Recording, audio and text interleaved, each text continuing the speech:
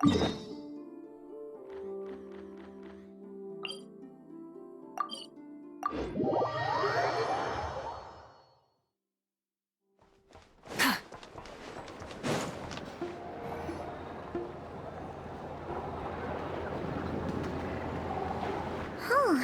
been a few days since we said bye to the others in Nasha Town.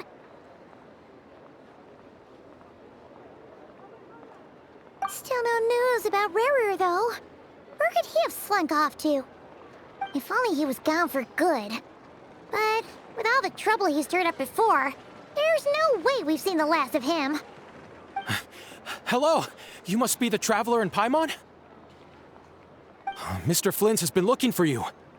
Unfortunately, there's been a serious wild hunt attack over at the quarry. He thinks it's time to regroup and figure out a plan. The wild hunt? Oh, uh-oh. We better get over there right away. Come on, let's go.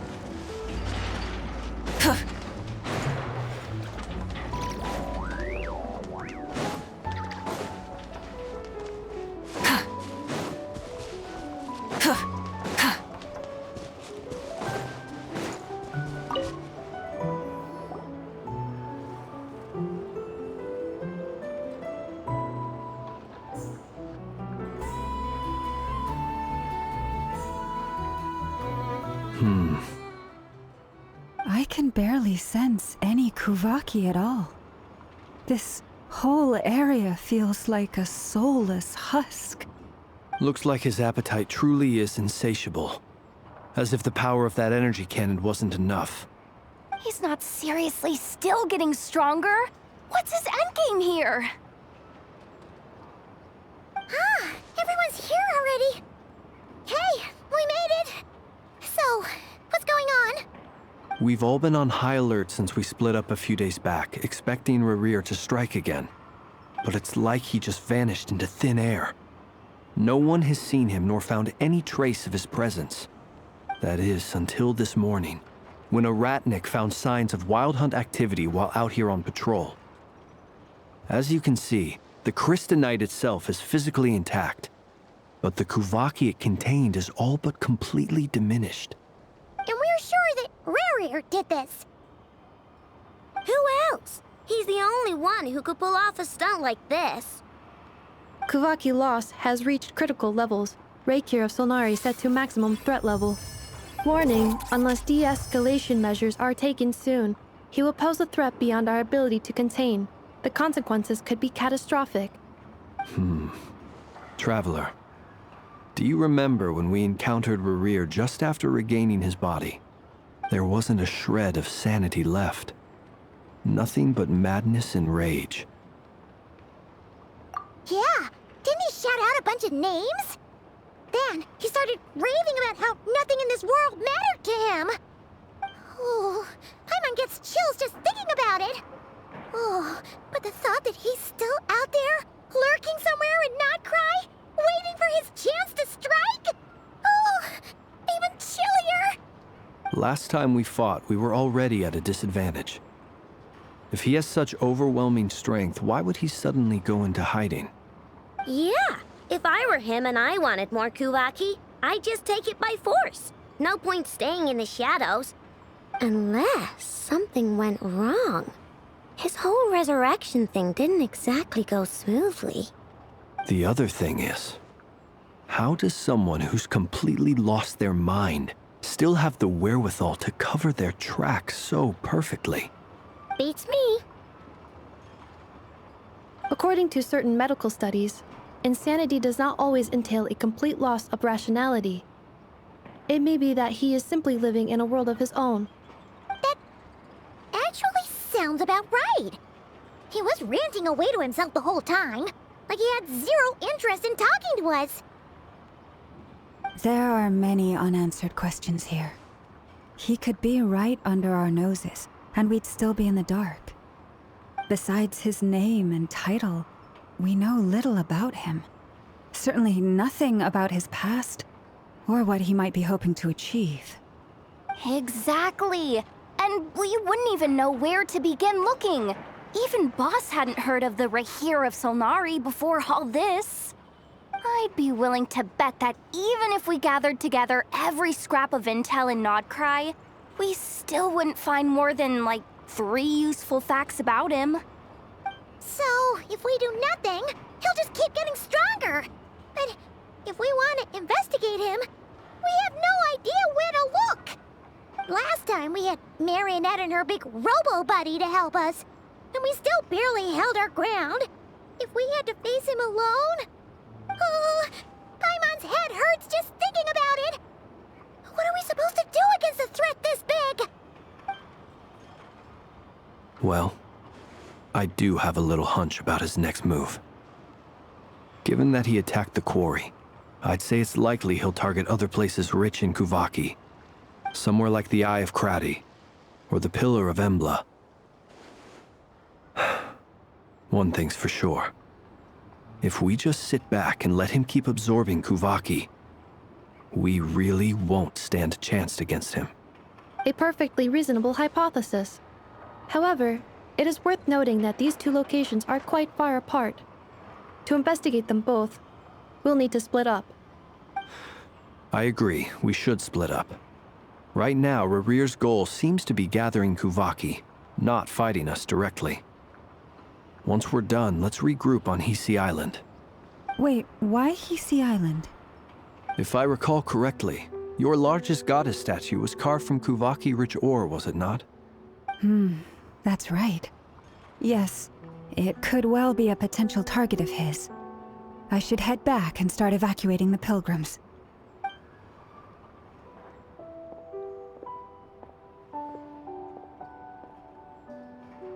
Splitting up's always gonna be risky. But I guess we don't have much choice, right? We're in a race against time here. And if we do run into Rarir, what then? That's when you follow the 3rd rule of treasure hunting. Run like the wind. Didn't you say the 3rd rule was go with the flow? I don't know. Did I? Anyway, whatever. In this situation, go with the flow means go find backup. Agreed. If anyone finds so much as a trace of Rarir, do not pursue him. Get out of the area and alert the rest of us as soon as possible. We need to put safety first. All right, we'd better get moving. Come on, Anefa, let's go.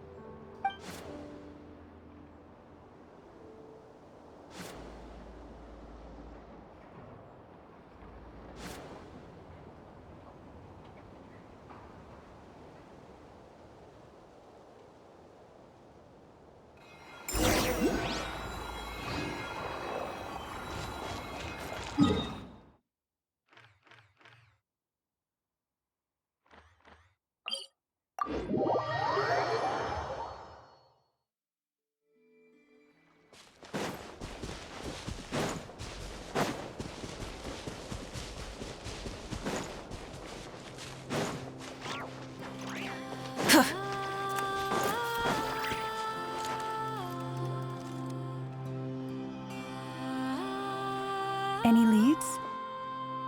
Nope. Diddly squat. No clues to where he might be hiding. It's like he's a ghost.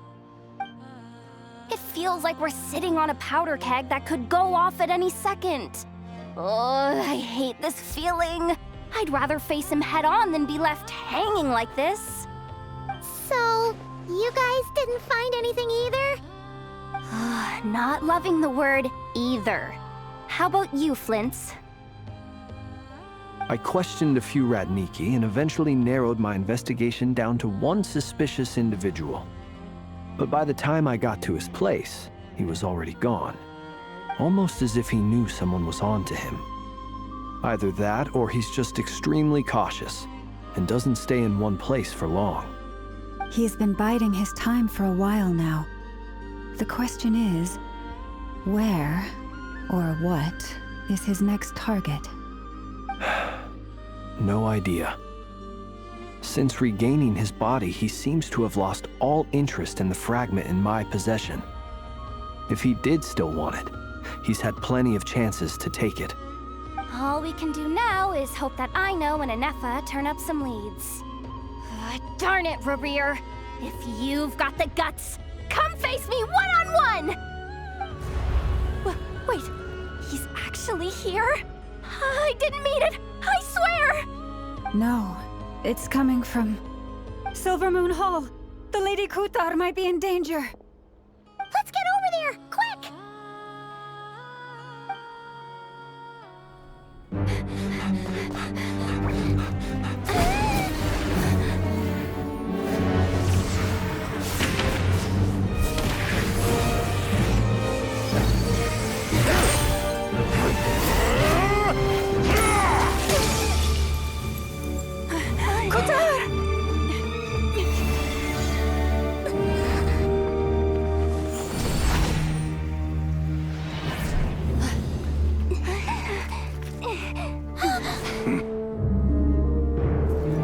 Why is he attacking the damselette? What's going on? No time for questions. Stop him!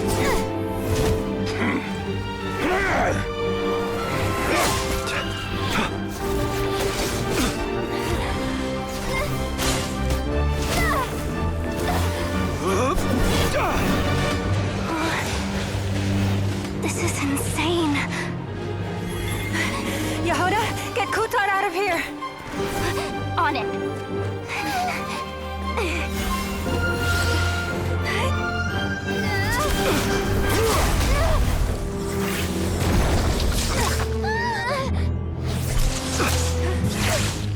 Look where your feeble light has gotten you. Now you shall plunge into darkness. Felindus, soon I will find a way. Watch out!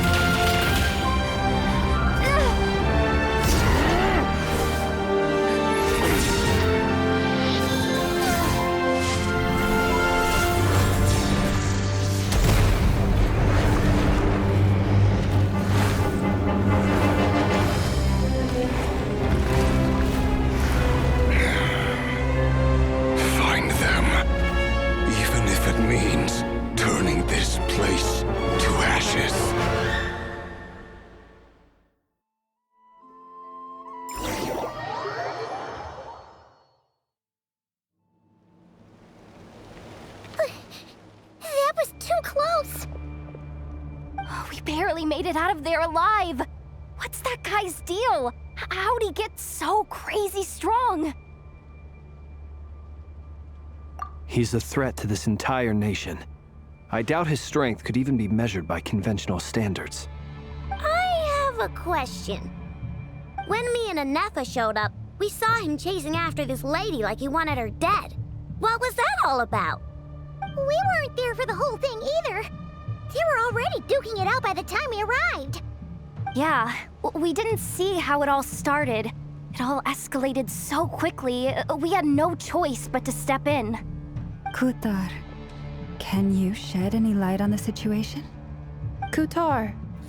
Cross-checking database. I see. So you're the one that the Frost Moon Scions refer to as the Moon Goddess? Wait, she's the Moon Goddess? Oh, no wonder she looks just like all those statues. There are many reasons why people might worship the moon, and just as many why they might despise it. I've never met that person before, but there was no mistaking his deep-seated hostility towards me. Why he holds me in such contempt, I cannot say. But since he hunts the power of the moon, it's no surprise that I am a target. Kutar. There are many potential motives. For instance, you help the traveler escape his grasp. This could be his way of taking revenge. It is also possible that he covets the Kuvaki inside you and seeks to take it for his own. The list goes on. But right now, devising a counter strategy should be our #1 priority. The likelihood of this location being discovered is close to 100%. A counter strategy? But we don't stand a chance against an enemy like this. Surely our only option is to run. He's not gonna chase us to the end of the world, right? So as long as we can sneak out of Nodcry undetected. No, I can't say that. Come on, Yehoda, this is serious stuff. You can't suggest we all just chicken out. Running is our only option. Huh? You seem surprised, but what other choice do we have? We are facing an enemy we cannot possibly defeat in battle. Well, I mean, yeah, but still. It's not too late. I can distract him, so you'll have plenty of time to make your escape. Wait, what? You're gonna act as bait? Doesn't that make sense? I'm the one he's after. There's no need for you to risk your necks on my behalf. A coyote doesn't stop for bypassers while it's howling at the moon. What is it, Lama? The Frost Moon Scions have already grown accustomed to life without their goddess. My presence here is no longer essential, and this is not my home, so you needn't ask me to stay. We can't just roll over and let him get away with this. That's not our style. Yeah, we can't just call it quits after everything we've been through together. Besides, she'd pretty much saved my life back there. If I just ditched her now, I'd never forgive myself. We can't overlook that you have saved our lives multiple times now. To talk of returning the favor would be a little crass for my liking. But suffice to say that we are friends, and friends look out for one another. Riri's true objective remains unclear. Even if we were to sacrifice Miss Kutar, there's no guarantee he would stop. But Kutar, I know why you left the Frost Moon Scions so long ago. It was because people started treating prayer as a form of trade. They would make self-centered wishes, force you to accept meaningless offerings in return, and then expect you to perform miracles for them, as if that were their entitlement. If it were me, I might have walked away too. But I believe that time can change everything, and that sometimes it takes losing something precious to appreciate its true worth. After much reflection, I've realized that this was never about whether the Frost Moon Scions need you. Any relationship based on need is purely transactional. What I truly hope is that you'll choose to stay, not out of obligation, but as part of our family. You were born here, and now you've returned. Who knows? Perhaps it was the moonlight that guided you home. thank you, Lama. But my power is on the wane. I'm afraid I will be of little use to you now. Very well then. I'll do as you say. Both times you saved us, we were transported across great distances in an instant. Is that one of your powers as the Moon Goddess? It is, but I find it very draining. I barely managed to pull it off just now, and it will be some time before I'm strong enough to do so again. Rejected by the world, My power is dwindling. Like a lake, cut off from its source, slowly shrinking away. Now, it has almost run dry. What do you mean, rejected by the world? The 3 moons belong to the ancient bygone era in which they came into being. From the moment I was born, the world itself has been steadily sapping away at my strength. The 3 moons are not one and the same. As the goddess of the Frost Moon, I cannot wield the powers of the other 2. Yet moonlight has a way of blending together. Each can reflect the other's glow. So when our fingers touched, I was able to restore my strength by drawing Kuvaki from the eternal moon's marrow. But this method of recovery is painfully slow. If only we could find the... It's the Wild Hunt! Even faster than we expected. We'll have to finish this conversation later. See how those Wild Hunt creatures are running away from us. They're likely just a scouting party, which means Rerir won't be far behind.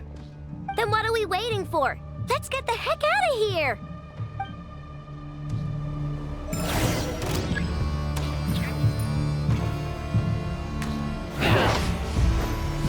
Poor lost land for the everlasting forest. Fear the dark! Oh, they just keep coming! This is driving me nuts! Rerir's closing in on us. We need to pick up the pace. There's too many of them! And this time, we can't fall back on Guitar's help to escape! This goes on much longer.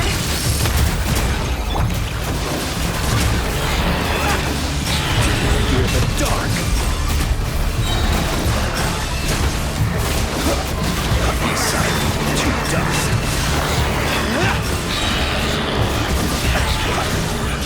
The night cometh.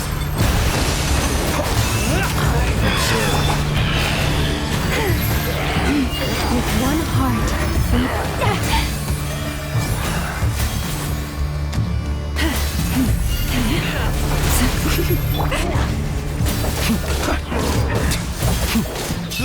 Be silent. Close your eyes. Night falls. Rainbow! Defensive mode engaged. Preparing for sunset. Forest, protect us. All the frost moon of old.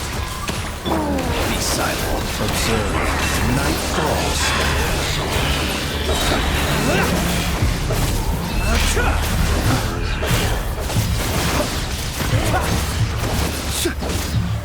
Beware the...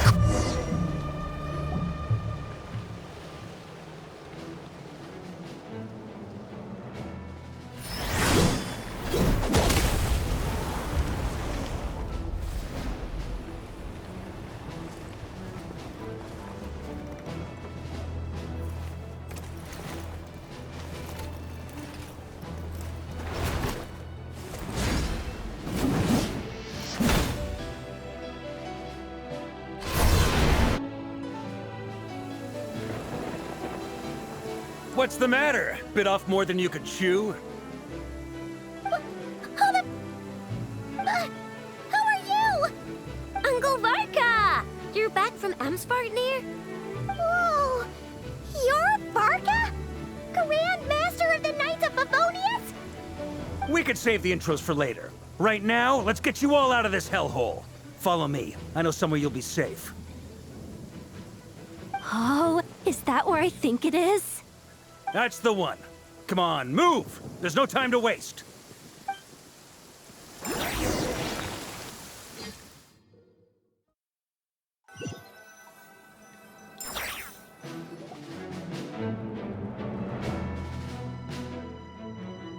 Wow!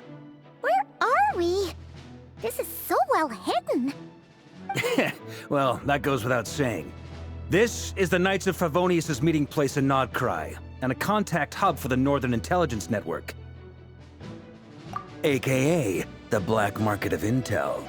No matter what faction you're with, it's the place to buy and sell information. Their headquarters are in Nodkrai, but they've got contacts in every nation. As an expeditionary force on foreign soil, working with them has offered us the most effective way of getting our hands on reliable local intel. This is where we meet, so naturally, it's secure. Anyway, where were we? Folks from Nodkrai should be pretty familiar with me by now, but I believe this is the first time we've met. Allow me to introduce myself. I am Varka, Knight of Boreas, and Grand Master of the Knights of Favonius. We've heard all about you. This meeting's been a long time coming. You look way younger than Paimon expected, but you definitely have that Grand Master vibe. Well, I'm no spring chicken. Just not showing my age yet. Definitely feeling some of that back pain today, though. Rushed back from Amsfartnir without a wink of sleep, only to get right into another fight with that freshly revived maniac. Another? You mean you fought him before? Yep. He wasn't nearly as strong back then, but he was still a formidable foe. I brought some of the knights along to give him a little surprise, but he saw us coming from a mile off. My squad took heavy injuries, and I barely made it out alive myself. We knew it might have been our last chance, so we staked everything on it.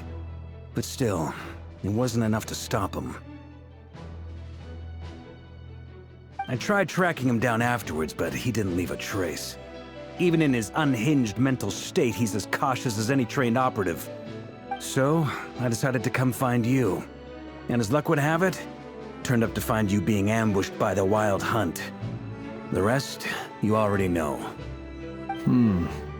Is that why he's been frantically absorbing Kuvaki these past few days? Because he sees you as a threat? Maybe I'm part of the equation, but even if I weren't, I'm sure he'd still be gathering power. He's clearly working up towards something. Note to self, Uncle Varka's strength rating officially upgraded. Guess it's my turn to ask questions now. So, what exactly has been happening in Nodkrai? Why is the Wild Hunt returned in humanoid form? And why is it after you? That's a long story, but I'll try to make it quick.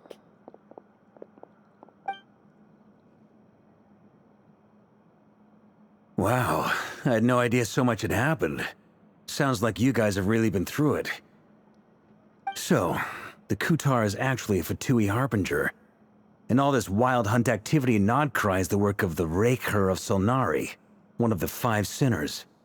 That's a lot to take in. Need some time to wrap my head around it all. I'm truly sorry, Mr. Varka. You stood with us against the Wild Hunt, and did everything you could to stop it from escalating into a full-blown catastrophe. And then, the one time you're away, it all comes to a head and all your hard work gets undone. You've got nothing to apologize for, Miss Moonchanter. You can plan 100 steps ahead and still slip up. That's just life. No one knows what tomorrow holds. You can't predict which way the wind will blow next. And, to be perfectly honest, I can't say I'm surprised. For all the times we've defeated the Wild Hunt in the past, we've never been able to completely wipe it out. Turns out, we were just delaying the inevitable. But now that a new variable has come into play, fate may well take a different course. A new variable? You mean us? Who else? And in a strange way, I think his resurgence might not be an entirely bad thing. The Wild Hunt is like an unrelenting force of nature, but Rerir is an individual with an agenda. He's gotta have a weak spot somewhere. That said, while I was explaining everything just now, some of the points that Mr. Flint's added caught my attention. You mean about our mystery ally? That's right. From what you've said, not only did they lead you straight to some key files, they also shielded Hisi Island from a lethal Kuvaki blast. I don't know who or what could pull something like that off. Heck, even Miss Columbina doesn't have a clue. I hadn't heard the story about those files. Would you mind repeating their titles for me? Wild Hunt Phenomena Log, a Nodkrai and Ratnik's field journal, and Kuvaki survey log. Oh. No. Still doesn't ring a bell. Another dead end. Guess all we can do now is hope that our mystery ally keeps showing up when we most need them. Still, it's safest to assume they won't be intervening again. From here on out, we'll have to resolve this crisis by ourselves.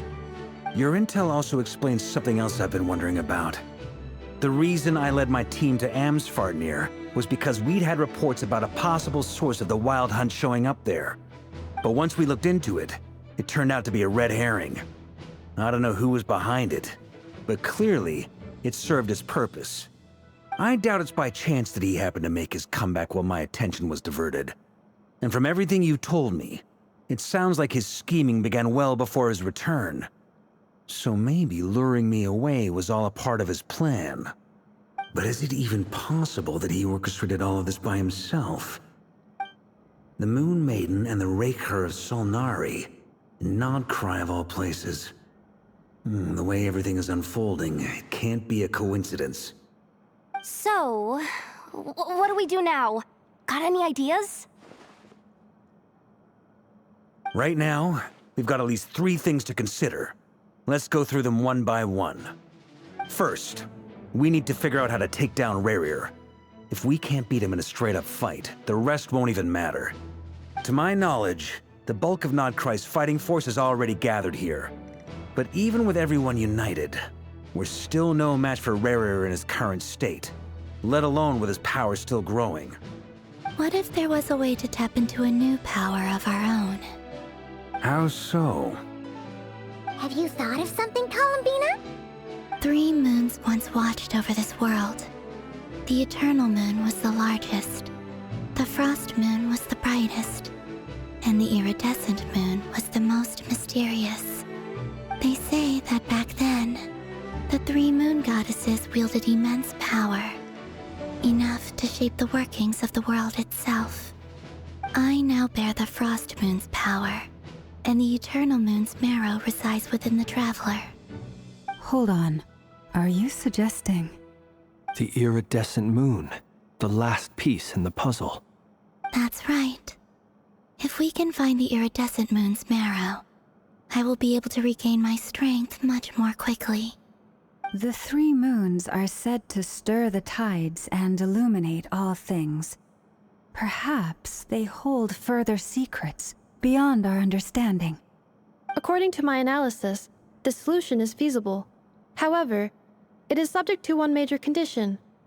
How do we locate the Iridescent Moon's marrow? I know a way, but we will need to visit the Fatui's Experimental Design Bureau. The Experimental Design Bureau? Are you saying we need to involve Marionette? Yes. I must speak with Sandrone. It's a long way from here to the Experimental Design Bureau. There's a high chance you'll be spotted. You shouldn't go alone.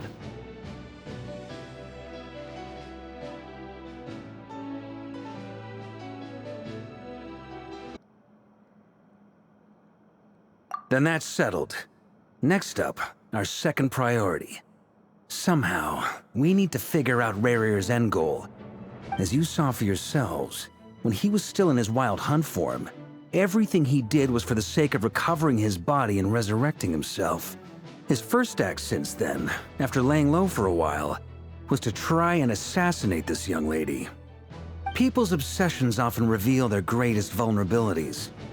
There must be a reason why he despises the moon so deeply.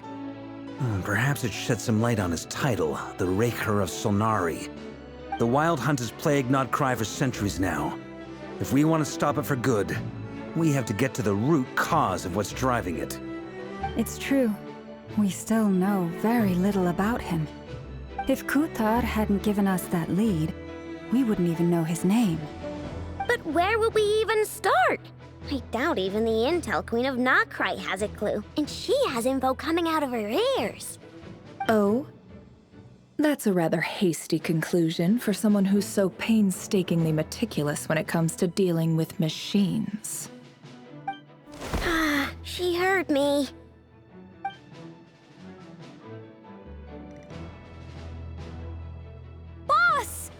What are you doing here? I'm now asking myself the same question. I received a letter from a humble knight of Favonius, requesting a meeting to discuss a major business deal. But it looks like this humble knight had something else in mind. Details, details. Miss Neffer, the important thing is that you've arrived at the perfect time. Since his failed ambush, I've been racking my brains trying to come up with a plan to fight Rerir. Given the severity of the situation, I think it's fair to say that our only chance lies in uniting as one. And I'm talking all the factions in Notcry. We can't do this without the Curatorium, but I knew it'd be a tough job to win you over. So, I took the liberty of reaching out for a little chat. Wait a sec. How did you even hear about this place, Neffer? Didn't you say this is meant to be the Knights of Favonius' meeting spot? And a contact hub for the Northern Intelligence Network? And isn't it supposed to be super hidden? You really think he could have gotten settled in Nodcry without my help? Besides, I'm the one running this gig. Of course I know where the meeting place is. Allow me to introduce the current head of the Northern Intelligence Network. If it's intel you're after, she's your woman. Pretty much seen and heard it all. Please spare me the flattery. Let's cut to the chase. Seems like you've run into some trouble, huh?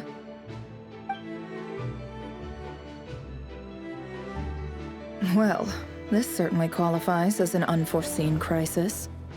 On behalf of the Curatorium of Secrets, I wish you all the best of luck. So you're just going to sit this one out? Why should I get involved? What could possibly be in it for me? What if we told you we can't do this without you? Oh? Then I'd say, you'd better make it worth my while. I don't work for free. I can't put a price on something like this. It's just not in my nature. But then again, you and I have always been polar opposites in this regard. So I can't exactly say I didn't see this coming. If you insist on compensation, I will pay you. Consider this a formal commission. Sound fair? You just don't give up, do you?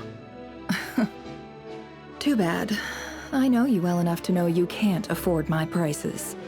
The riskier the job, the more it'll cost. And a Moonchanter's stipend isn't exactly generous. Unless you're planning to start passing the donation box around among the faithful? Boss, just a thought. If they come up short, maybe you can take the difference out of my next few paychecks. Things got really dangerous during the fight with Rerir. If this girl hadn't saved me, I'd be ley line fodder by now. I'd be gone for good, boss. If there's any way we can make this work, I'd really like to help her. Please? I'm begging you. This is why I'm always telling you never accept favors. They are the hardest debts to repay. You have to be careful who you get involved with, or you invite all kinds of misfortune. Very well, Yehoda, I will help. But just this once. Don't count on this happening again. Flynn's, that fragment that Rerir was after, do you still have it on you? Of course. Let me borrow it. I need it to follow up on some leads. Wait, you actually have some leads? Shh. This is top secret information. I get it. We all have things we'd rather keep to ourselves. Plus, I know we can count on you, so we'll leave the intel gathering in your hands. And that brings me to the third and final item. We need to find a way to distract him. We need time to make our move, so someone will have to stall him. I'm in for this part, no matter what. Anyone coming with? Count me in too. Come off it, you two. Quit playing heroes. I'm way ahead of you here. And Neffa did a scan of the Moon Goddess's Kuvaki signature, and we're gonna use it to make some decoys over at the Kramkake craft shop. Anyone who's in, follow me. Once they're ready, we'll deploy the decoys across Notcry.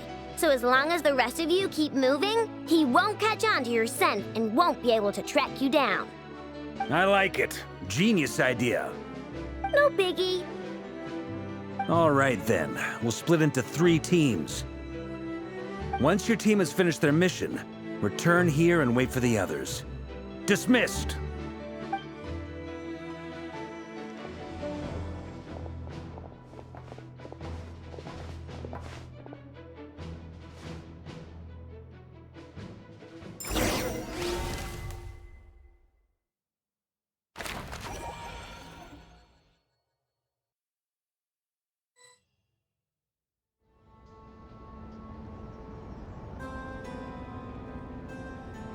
Lady Damselette. Wait, and you two? What are you doing at the Kuvaki Experimental Design Bureau? We've been doing our best to mind our own business lately. But if you're just gonna waltz up here like this, you're seriously pressing your luck. Don't blame us for doing what we have to. You really think that's gonna scare us off? We're not looking for any trouble. I just want to see Zandrone. Do I need to remind you that you're still a wanted fugitive for deserting us? Out of consideration for our former ties and the crisis we're all up against, we'll let you leave in one piece. But don't even think about trying to get inside. Let them in. But... Are you going to make me repeat that? no, my lady. Zandrone seems to be in a good mood. Must be maintenance day.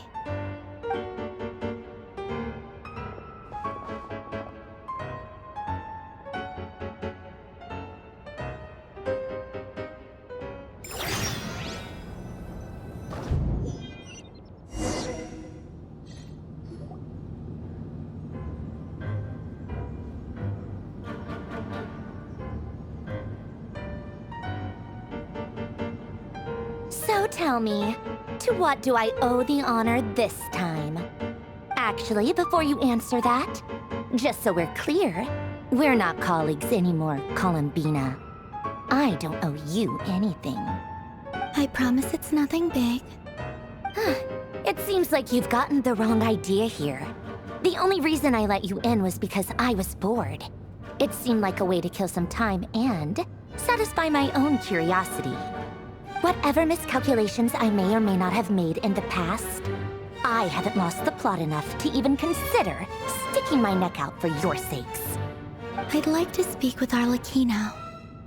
What? Huh? You mean the knave? I'd like to speak with Arlecchino. Is she in Nodcry? No, she's not. Once the work on this facility was completed, she went back with the Rooster and Regrator. The only ones in Nodcry are me and... What is it you need to speak to her about anyway? Rerir is hunting me. If I'm going to face him, I must first retrieve the lost moon.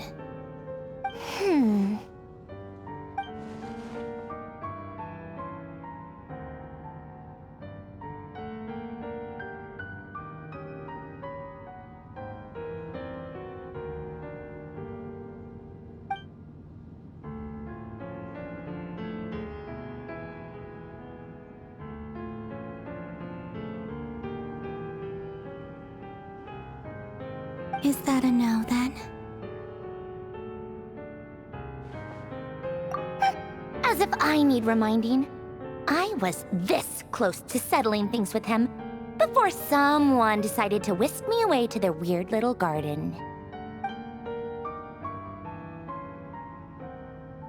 Have you held any tea parties lately? Tea parties? Yeah, obviously. You don't seriously think we'd pack it all in just because you aren't here. If anything, they've been more eventful than ever. Just me, Arlecchino, and a bunch of insolent, insensitive guests who won't stop asking where you've gone. Oh, they've been a real joy. I bet you served them the worst tea you have.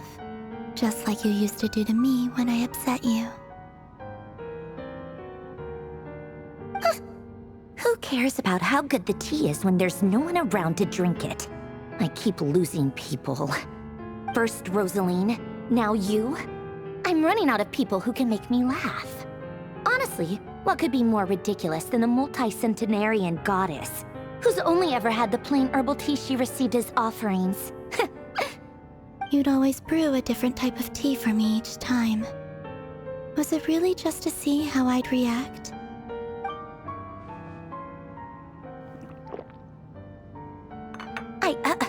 Well, duh. Why else? Watching you squirm was practically my only form of entertainment.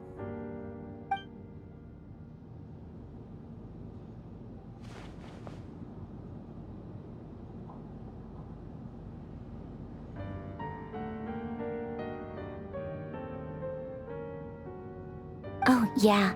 And Capitano sometimes used to bring Tartaglia around, too. But I guess we won't be seeing him again.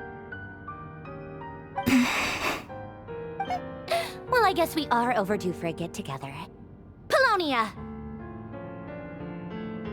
Have Fabronia pass a message to Arlecchino for me. It's time for tea. Will suffice. Pass along a message for me, too, if you would.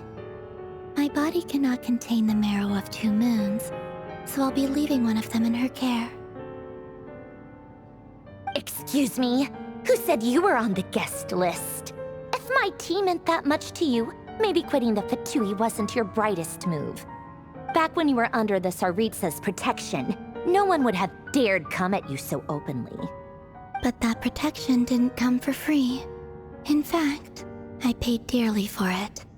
At the end of the day, it was just another transaction. I just got tired, that's all.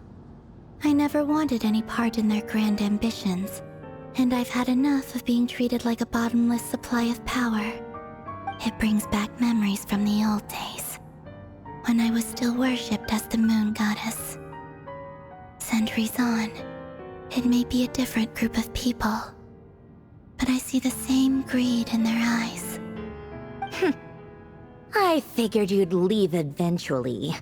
You didn't have as much of a reason to stay as I do. The Tsaritsa gave you shelter and protection, but that was it. Nothing more, nothing less. Meanwhile, the Fatui demanded everything from you in return, until it was more than you could bear. I get why you left. And frankly, I have no interest in dragging you back just because the higher-ups told me to. But if you keep hanging around with this riffraff, the next time we cross paths, we might be enemies for real.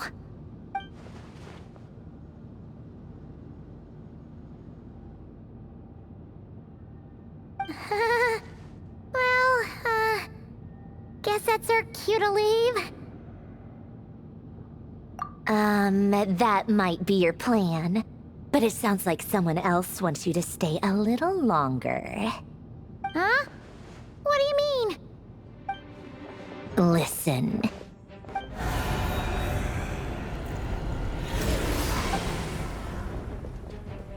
My lady, it's the Wild Hunt. A horde of monsters is headed straight for the facility. Another uninvited guest trying to crash my tea party. Clear the area! I'll handle this. Wait, what? You want us to leave you here by yourself? Huh, you'll be lucky to make it out of this alive. You really think you can afford to worry about me? Go on, get out of here. You may have stopped Polonia from crushing him last time, but I've made sure that won't happen again. The entire Experimental Design Bureau is rigged for war. Stay and watch if you want, but it'll be at your own risk. You're not flagged as friendlies in a weapon system. Don't tell me what to do! Look, if you're leaving, make it quick, or you'll just get in my way. There's a secret passage on the 2nd floor. It'll take you right to the plains out back. Stare all you want, Columbina. You're not getting another invitation to my tea party. I know. But thank you anyway, Sandrone. This is exactly why you shouldn't hang around with those people. All their melodrama and sentimental nonsense is rubbing off on you.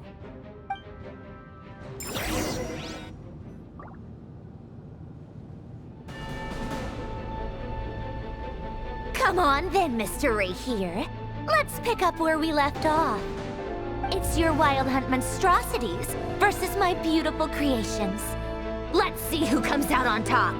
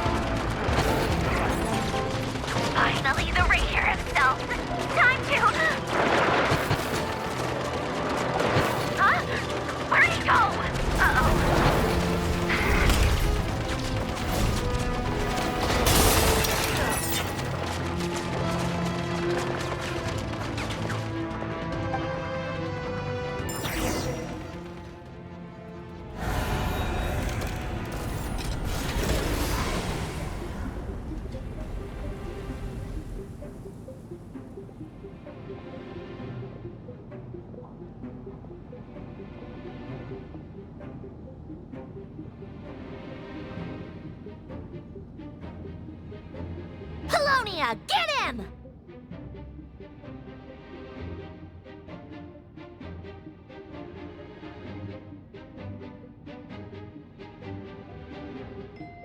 I've upgraded Polonia again since our last encounter, and uploaded every last scrap of your data. So let's finish this once and for...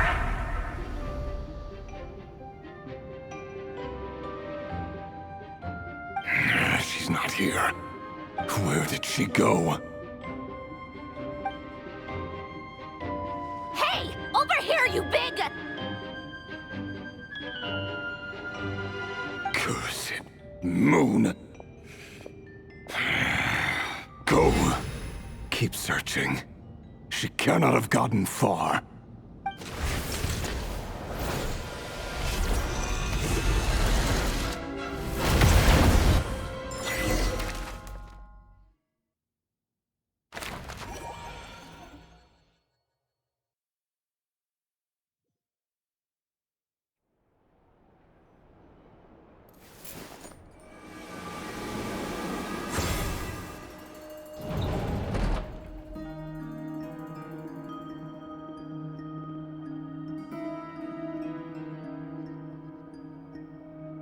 So this is your method for investigating Rarir's past?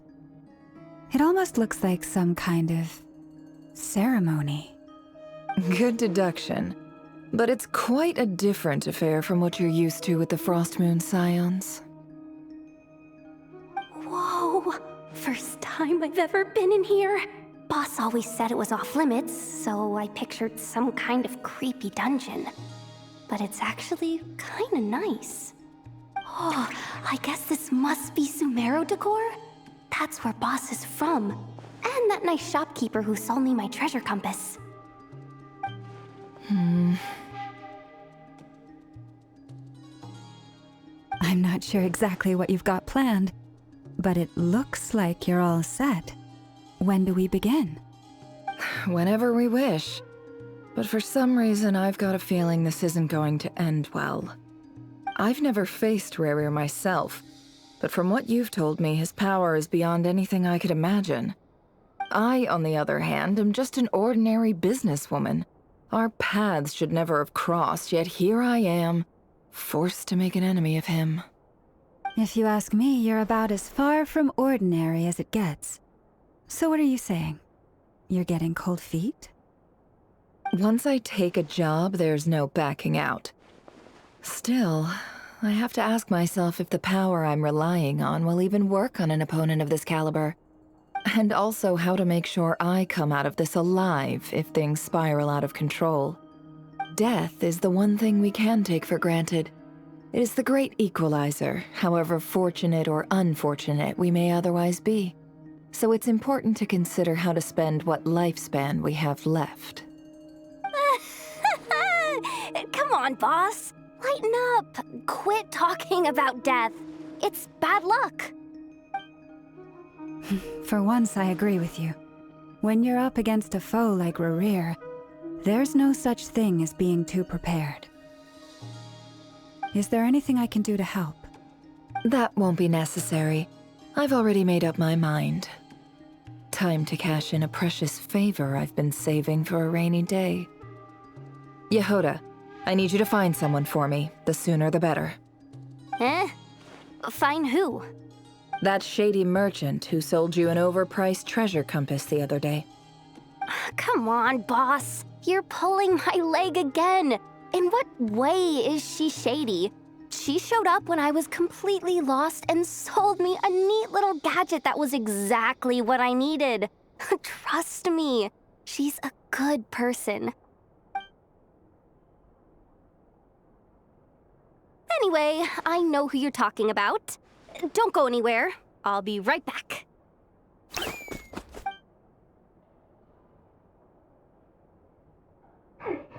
Quit dragging me! I genuinely can't run any further!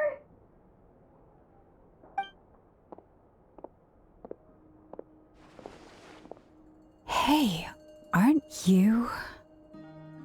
What is it? What's the big rush?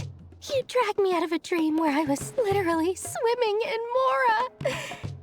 I'm charging double my usual attendance fee. See, look how easygoing she is.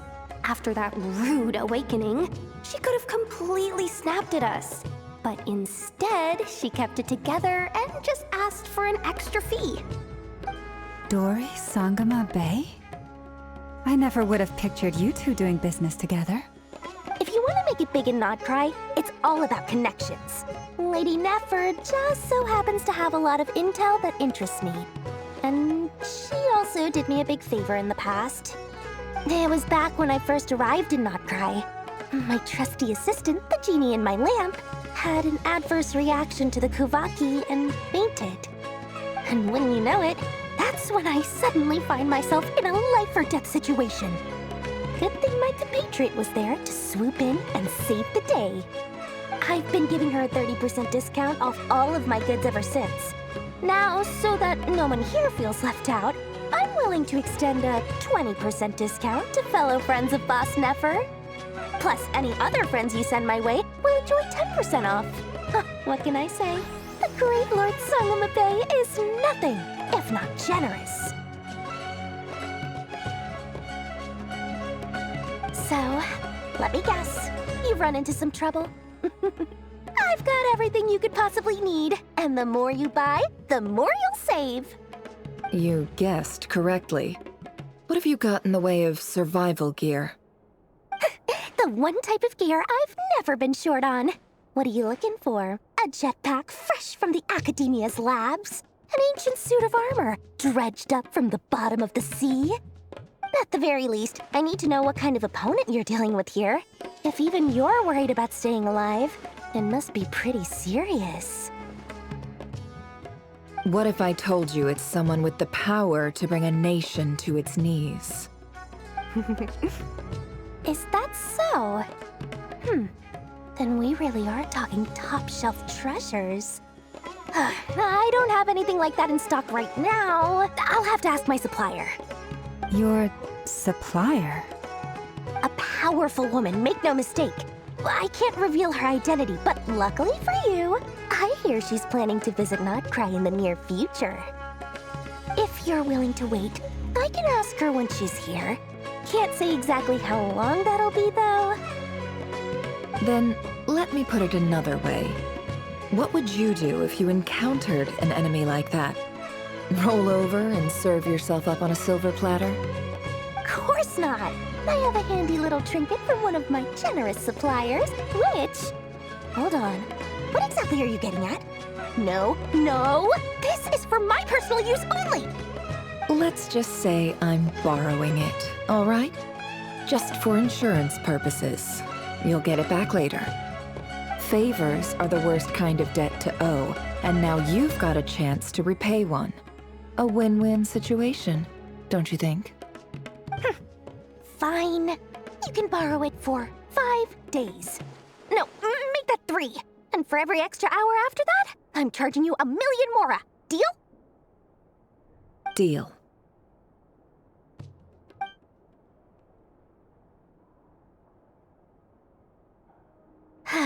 What a way to start the day.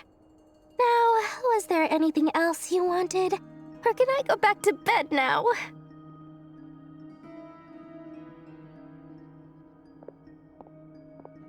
That will be all. Take care now. Don't trip up on your way back, friend. See you later! You're my favorite shopkeeper.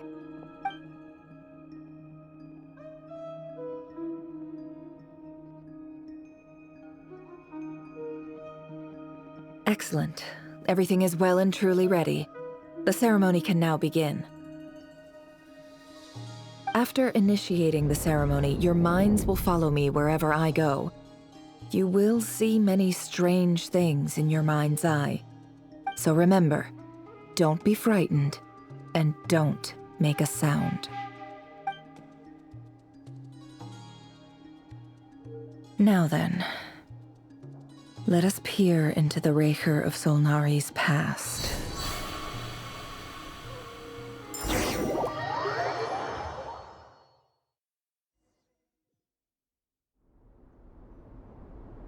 I made it. I don't recognize this style of architecture. Must be Conrian. Simple furnishings, table and chairs. It's a more ordinary house than I might have expected. Looks like the fearsome Raker of Zulnari came from surprisingly humble beginnings. Unless this passed for luxury in Conria. Unlikely. It was said to be a very prosperous nation in its heyday. Anyway, I'll keep exploring.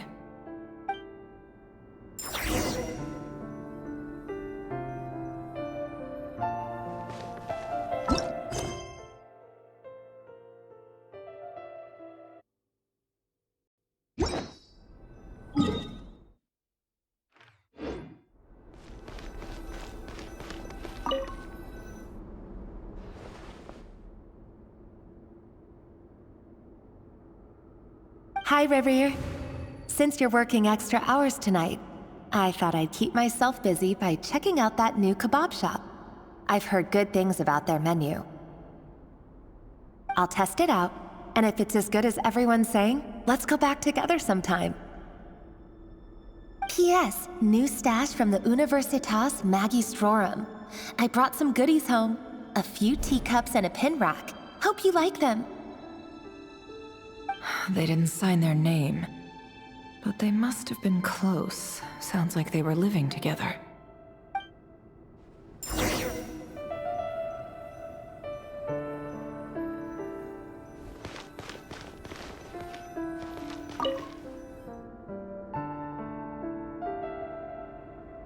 I went over to Joseph's for drinks today. They have a fine collection, but I went alone. Felindis was tied up with something and couldn't make it. Joseph asked why I came alone, but I didn't really have an answer. He then went on to ask about other things. If you ask me, someone who asks that many personal questions is too nosy for their own good. But if he invites me again, chances are I'd still go. Felindis. That's the same name Ririer mentioned. Crane imports keep falling. If things don't pick up, we'll soon be back to meat and mushrooms only. Honestly, I'm not a huge fan of that new type of mushroom everyone's been into lately. Didn't it start out as a lab-grown variety? I heard it's even mildly corrosive. Seriously, why would you even eat something like that? I don't care if it's an impressive feat of alchemy. That just isn't the kind of thing I like to eat. Grain has to be imported, and they're eating a diet of mostly meat and mushrooms. Could it be because Conria is underground, so it doesn't get much sunlight?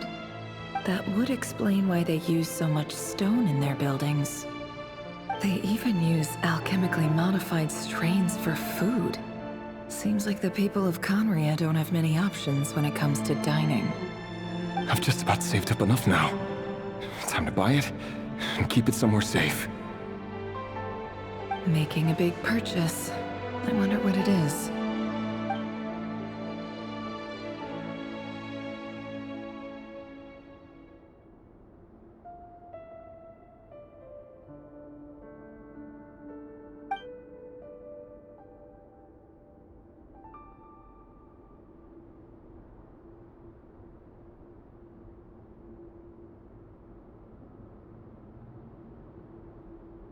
He really is a professional. No wonder he's so good at covering his tracks. Despite what he's become, it seems like he's retained certain habits, at least in this regard.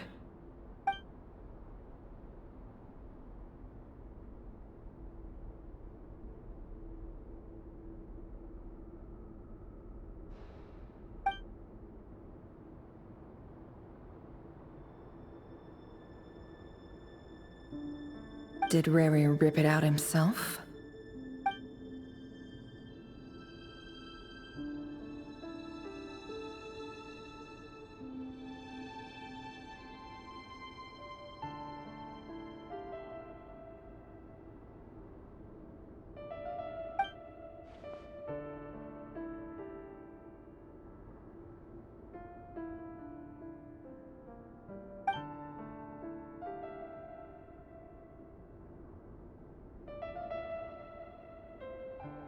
Before I met you, I was convinced that my heart was nothing more than a stagnant pool. The burial place of a fallen moon. A withered, windless grove where the waters rested forever unrippled. It was you who helped me see that my heart hadn't entirely withered away. That it could still beat to the rhythm of love. This is just trivial sentimentality from the looks of it. Why would he go to the trouble of hiding that?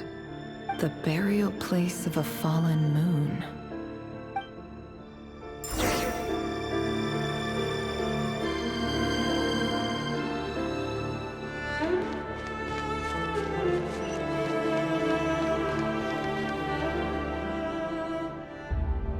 Rear, over here. Dane! Oh, and, Vedaflin here? What a surprise to see you here, sir.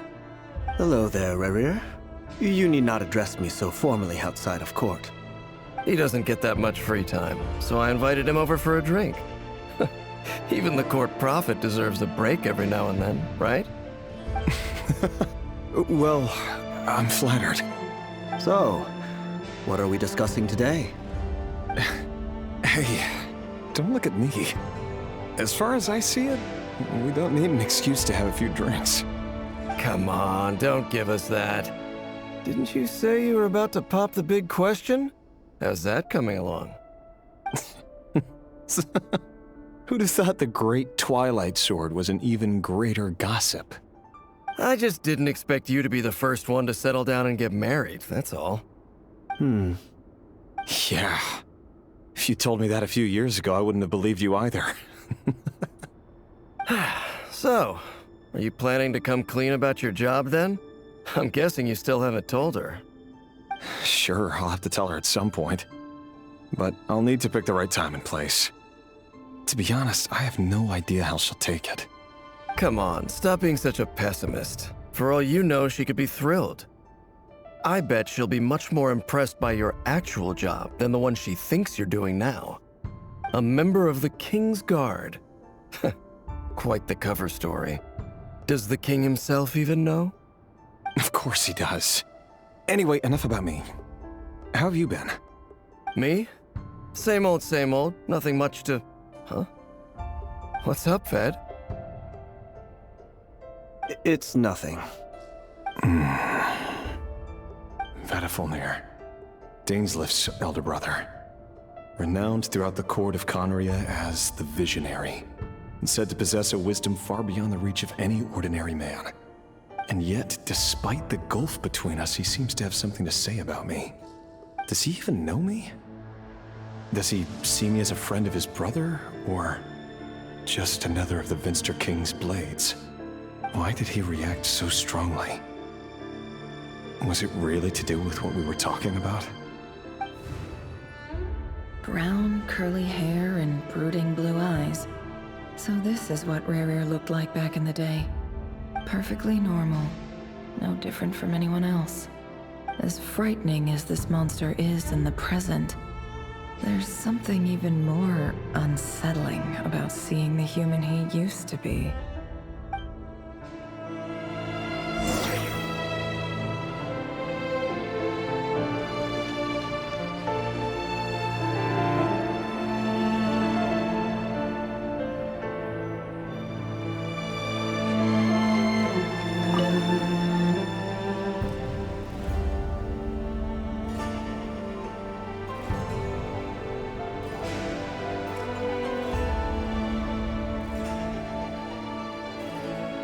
Felindus? You're back early. Our equipment's being serviced today, so I got off earlier than usual. How's your day been? Aw, why the long face? Is something the matter? Has your boss been giving you a hard time again? Went for a drink with Dane and the others after work. Isn't that a good thing?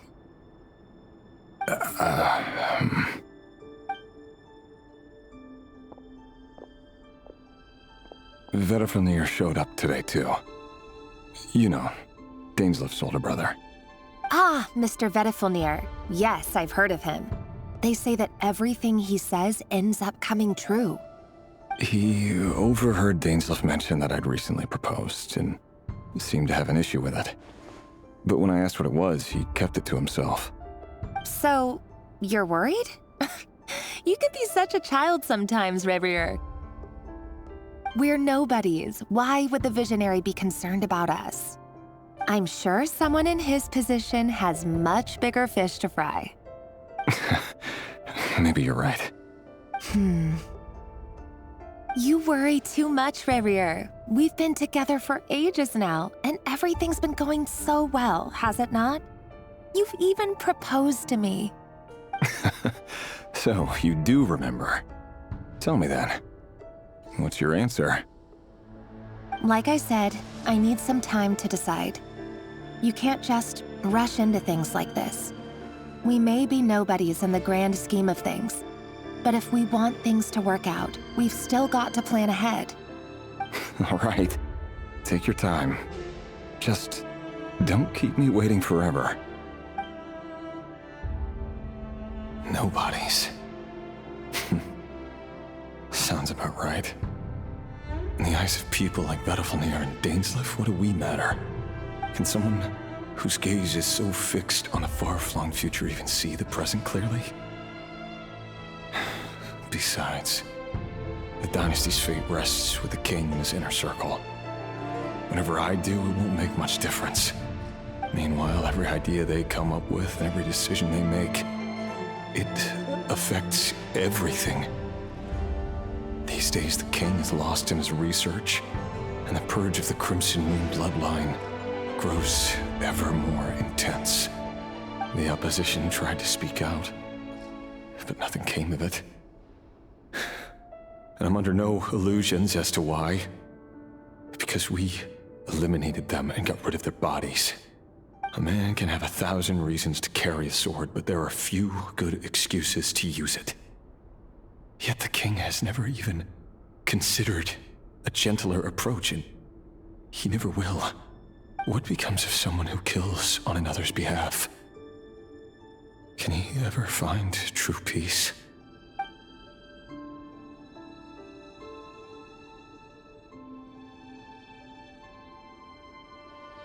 Thelindis,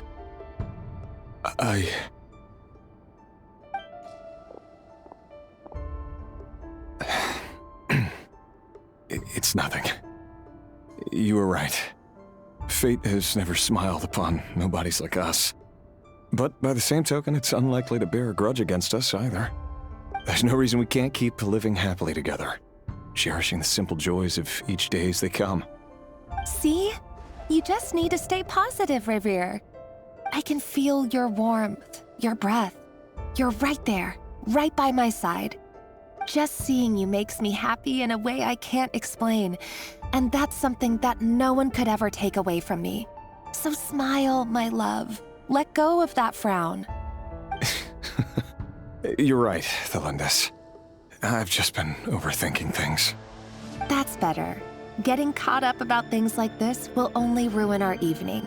Speaking of which, all set for the ball tonight? I need to go get ready. You go ahead. I just have a few things to take care of, then I'll come join you. Even busier than the big shots, huh? Fine, I'll go get started. But don't be late. If you keep me waiting too long, I won't be a happy bunny. Relax. I'll be there. Seriously, though, you drive a hard bargain.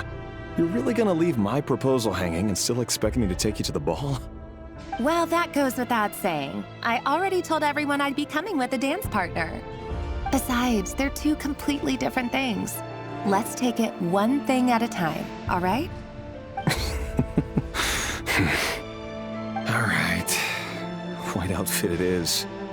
It seems like Rerir was deliberately hiding his ties to the intelligence services by giving the impression that he was just an ordinary member of the Venster King's Guard.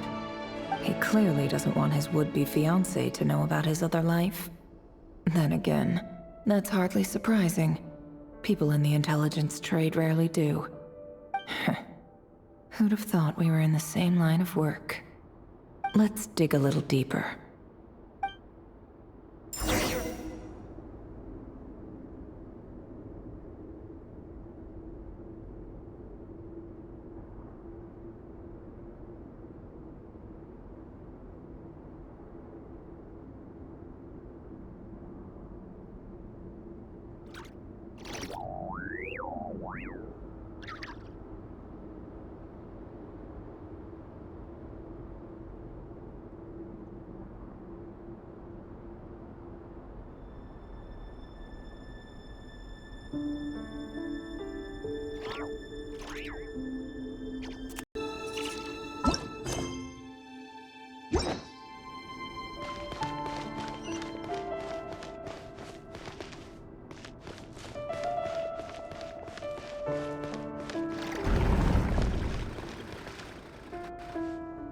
Our last operation was a resounding success, and all thanks to you, Ray here of Solnari. In total, we apprehended 32 dregs of the Crimson Moon, and 67 accomplices. After all these years since the dynasty's fall, so many of them still linger on. Indeed, it cannot be denied. Yet it was destiny that the Crimson Moon should be overcome by the eclipse, and that His Majesty, the all-seeing Vinster King, now guides our nation on the path to prosperity. Conria has no further need for a dead moon. But alas, there will always be those who refuse to see the truth, choosing instead to romanticize the past. That's not entirely true. Much about the Crimson Moon era was worthy of remembrance, and that's exactly why they keep trying to see it restored. Many of its secrets remain unsolved to this day. As it happens, that's precisely the field of study my partner is devoted to. You still haven't told her what you really do for a living. Where would I even start? How do you tell someone that you're one of the King's hand-picked executioners? That your hands are steeped in blood? You didn't choose this life, any more than I did. Orphans like us don't get a say. But I'll sure as heck be the one to pay for it. Speaking of which, we need to be more rigorous in the way we identify direct descendants of the Crimson Moon. Someone, it seems, has strong opinions about my future plans. Most likely my marriage in particular. I have a feeling that we may soon become targets of the Crimson Moon's retribution. Your concerns are not unfounded. They've taken out many of our colleagues these past few years, and for that very reason. These are no helpless lambs we're leading to the slaughter. They're wolves in sheep's clothing. Take care, Ray here of Solnari. I look forward to toasting you at your wedding. Thanks, Thorkel. You look after yourself, too.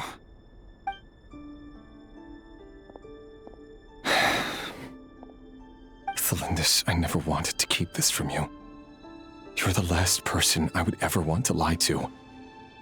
But that's exactly why I can't tell you everything. There are things you shouldn't know. Things you cannot know. The moonlit dynasties are a thing of the past. Yet even now, with the sun shining high in the sky, there are those who would call forth a dead moon's ghost. Could that be why Vedalfnir held back? Or was it because of some court secret he's not at liberty to share? I have to get a clear answer from him. No matter what happens, I will protect Thelindis. Rerir seems to be very concerned by Vedalfnir's reaction.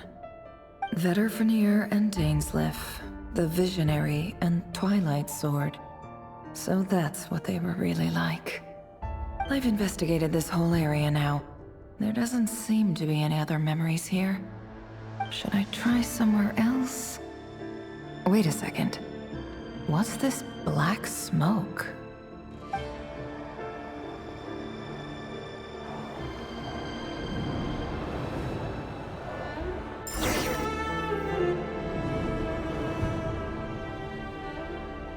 So, he's late after all. Just you wait, Rerir. You're in for it. Big time. Are you waiting for someone, ma'am? Could I tempt you into buying some flowers? Oh, sure. Pick me out a pretty bunch if you would. Thank you. But I'm afraid none of them are as pretty as you. For someone so young, you sure have a way with words, don't you? I'm only telling the truth. Look me in the eyes. You'll see I'm not lying. May we have a word in private? Who are you? And what do you want? It doesn't matter who I am. Too many of our kind have fallen lately, so I decided to take the risk of reaching out.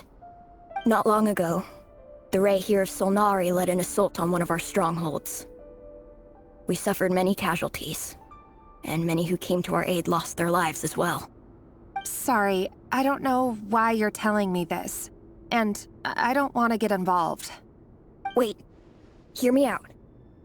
This time we finally got a clear look at his face and learned his true identity. His name is Rerir. and he claims to be one of the king's guards. What did you say? A cruel irony, isn't it? The man you're set to marry leads a double life as a brutal executioner. But surely, you must have caught a whiff of the blood on his hands. Why are you telling me all of this now? Simple. It's because... How strange. Rerir was nowhere to be seen in that memory. It clearly belonged to the Lindis. Rerir couldn't possibly know what happened if he wasn't even there. Why would her memories appear in his fragment? The ceremony won't last much longer. I think it's time to call it a day.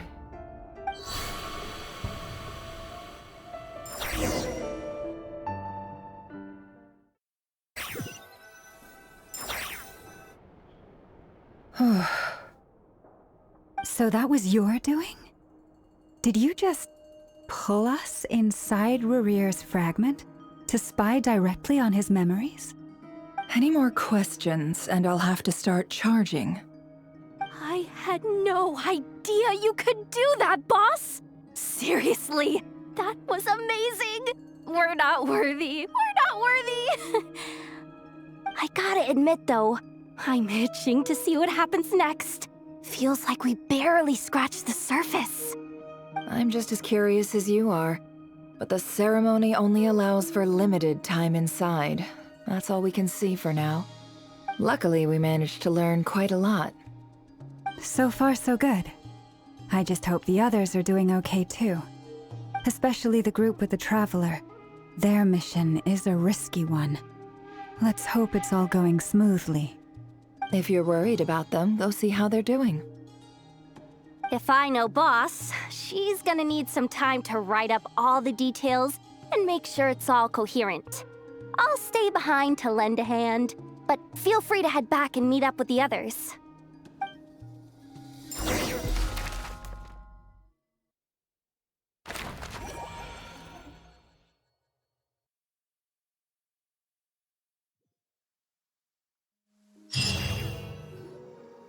Oh, they've been prowling around for nearly 2 days now. These things just won't quit. Oh, they might not have seen us yet, but them constantly sweeping the area, our way out is completely blocked. Oh, that's never gonna work. One little slip up and it's game over. If they spot us, they'll run straight back to Rerir. And once he knows we're here, it won't be long before he's breathing down our necks again. Oh, guess you're right. All right, time to zip it.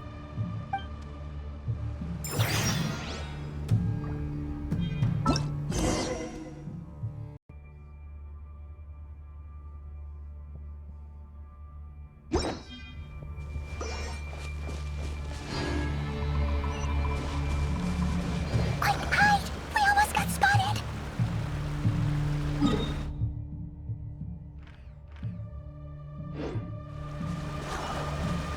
Phew! That was a close call.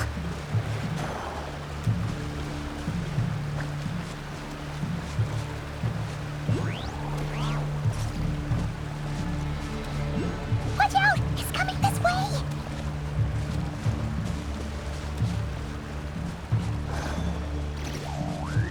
Keep going. We're nearly there. This is the final hurdle.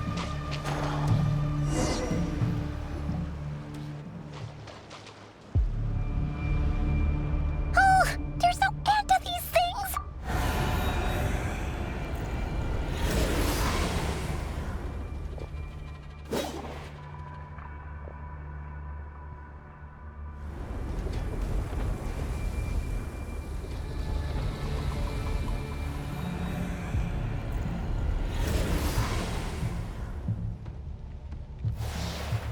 Fire.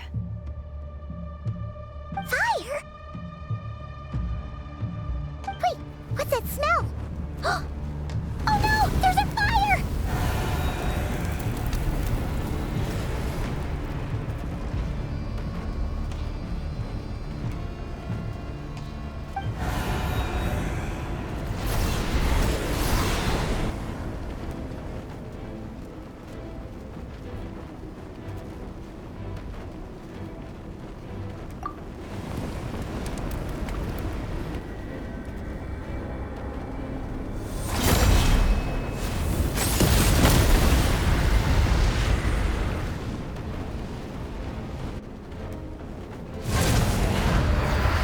Santarone was right.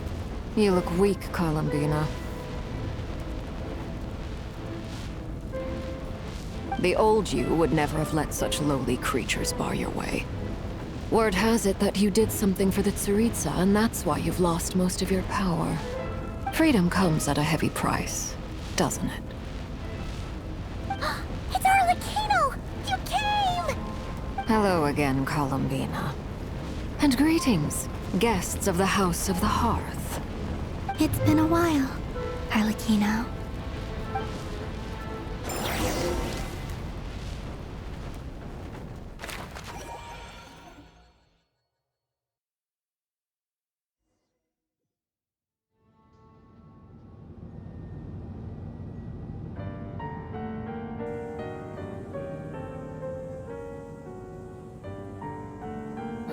Stupid right here of stupid Solnari.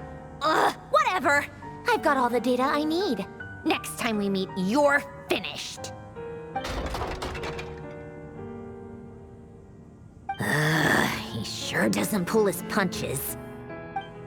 Excuse me, do you need a hand?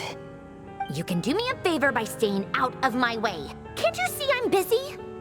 Wait a minute. I recognize that voice. Hello, Miss Santarone. Father sent us over to help. How considerate of her. Hey, Fremine, get over here and help me fix this. Lenny, you do your thing. Just keep your sister away from my machines. Nearly every machine that Catgirl touches ends up going haywire. Go put her on cleaning duty or something.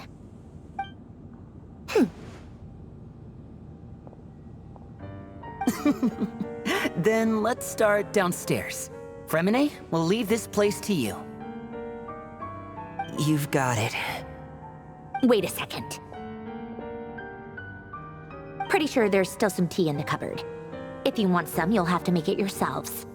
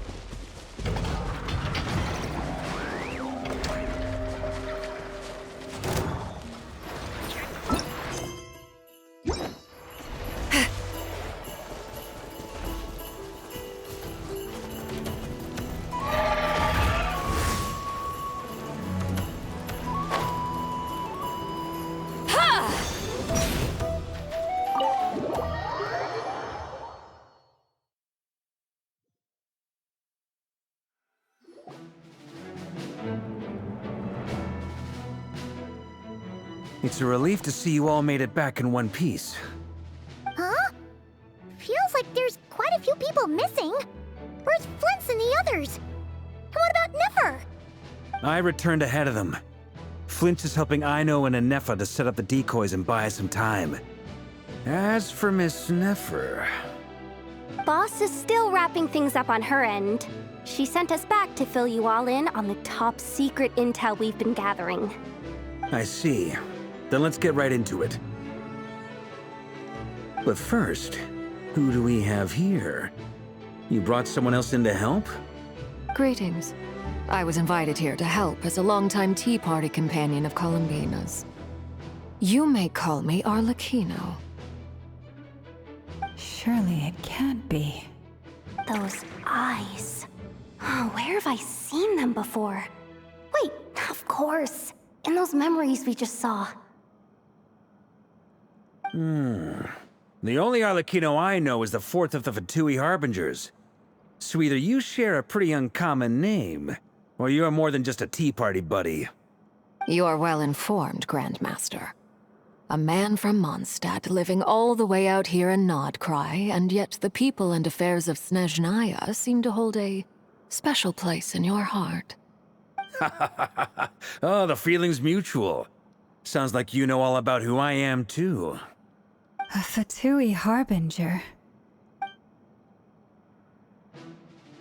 The atmosphere in here just got really tense. Guess we can't just start trusting Fatui harbingers, even at a time like this. I must admit, though, I'm a little curious. Seeing as the moon goddess no longer belongs to the Fatui, what makes you so willing to put your neck on the line here? Nor does Nodcry belong to Mondstadt, Mr. Varka. Yet still, you're fighting for it all the same. Things don't always have to have a tangible payoff. Sometimes, stopping things from spiraling out of control is a higher priority than chasing the spoils of victory. Of course, I can't say there's nothing in it for me at all. But that's between Columbina and myself.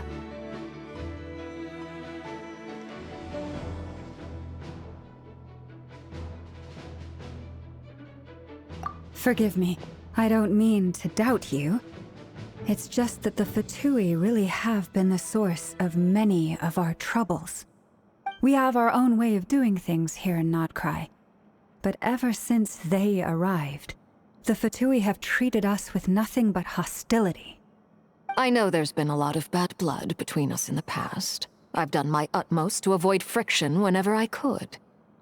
But sometimes fundamental conflicts of interest simply can't be settled amicably. That's why I'm here solely in a personal capacity. This has nothing to do with the Fatui. As a gesture of good faith, I'll be frank. I can help Columbina track down the iridescent moon's marrow, which will help her restore more of her power. Anyway, what else is on the agenda? Let's begin. She says she'll be frank, then completely skips over the details. Looks like she doesn't want to give away too many secrets after all. But she clearly wants to change the subject.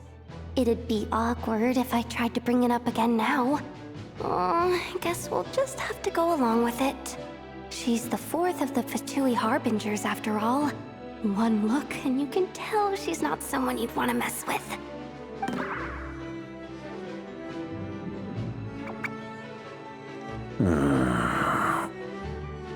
Well, since Miss Arlecchino sounds confident in her ability to handle that, we'll proceed to the next topic. Yehoda, time to share that top-secret intel. All right, listen up, everyone. First, we now know that Rerir was originally a Conrian secret agent whose primary mission was to hunt down and assassinate the so-called Dregs of the Crimson Moon. The Dregs of the Crimson Moon? Mm-hmm. In the memories, there was a lot of talk about the Crimson Moon and Eclipse, and a whole bunch of other stuff from the time of Conria. To my knowledge, those were the names of two different Conrian dynasties. Long, long ago, it is said that the people of Conria worshipped the Crimson Moon, drawing a mysterious power from its reflection. But one day, a coup saw the Crimson Moon eclipsed, hence the name of the new dynasty that replaced it, and how it became the new emblem of Conria. Still, long after the Crimson Moon dynasty had fallen, the last ruler of the Eclipse dynasty, the Vinster King, still coveted the secrets it left behind. So, he sent the Reihir of Solnari to secretly hunt down the Crimson Moon's few remaining followers. In those days, Rerir showed no signs of madness. In fact, he was as normal as any other. What's the matter?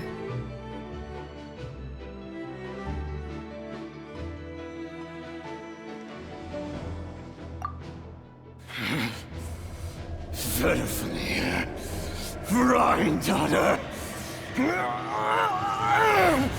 Flinders.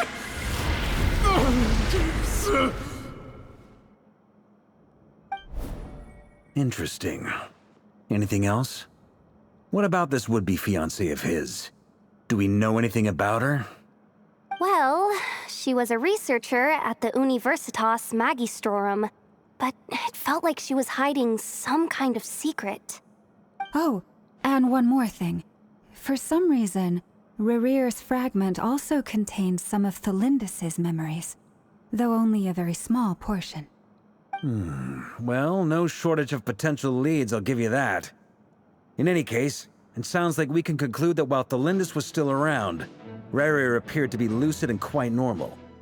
Thelindis, it seems, must have been the one thing in this world that he couldn't let go of. Tell me though, were these pure-blood Conorians we're talking about here? Why do you need to know that? Hold on. If she was a pure-blood Connery, oh yeah. Just like how it was with the captain. If we could somehow find her, do you think there's any chance Rerear might regain some of his sanity? It's possible, but it would take a miracle. We can't pin all our hopes on that. That merchant who Nefer knows, Dori Sangama Bay. Maybe we could hire her to look into it. All right then. Let's keep working in our separate teams. Traveler, Paimon, Kutar, and Miss Arlecchino will go look for the iridescent moon's marrow. As for the others... On the way over here, I noticed that the Wild Hunt monsters had grown even more frenzied in their search for Kutar. At this rate, the people living here will be in grave danger too. So I'm thinking of gathering together some of our followers to go wipe them out. I'll head back to the curatorium and meet up with the boss. Feels good knowing we've all got something to be getting on with.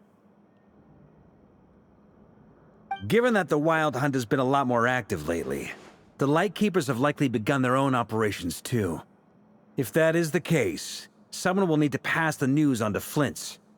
I'll hold the fort for now, then discuss our next move with Flint's, Aino, and Anefa when they get back.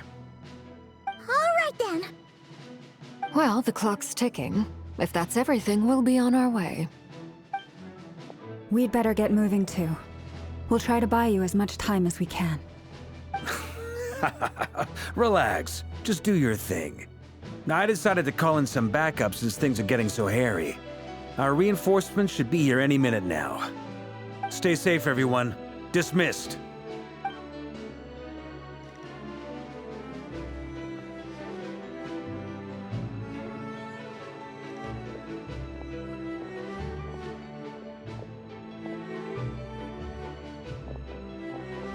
We're back. Did we get here a little early? Or a little late? A tad late. The others have already set off. To summarize, our resident moon goddess has found us a new ally, and Boss Nefer has uncovered some promising info. Everything going smoothly on your end? Not great. I don't know how long we can stall them for. The decoys are getting taken out way faster than we imagined. I'm gonna make some more later, but I need a timeout first. I'm so tired right now. Oh, right! Inefa, could you fill in Uncle Varka on what we just discussed with Flint's? Sure. Uncle Varka, you previously told us about how when you went to investigate a source of the Wild Hunt in Amsvartnir, you discovered that it was just a diversion. But according to Flint's intel, several outbreaks of the Wild Hunt had already occurred in Nodcry in the period leading up to that. That was before Rerear had regained his body, when he was far from regaining his full strength. In other words, in theory at least, he still lacked the means to act in two places at once. Flint's, with everything that's been happening, the Lightkeepers across Nodcry are rallying to fight back against the Wild Hunt. They're gonna need your help.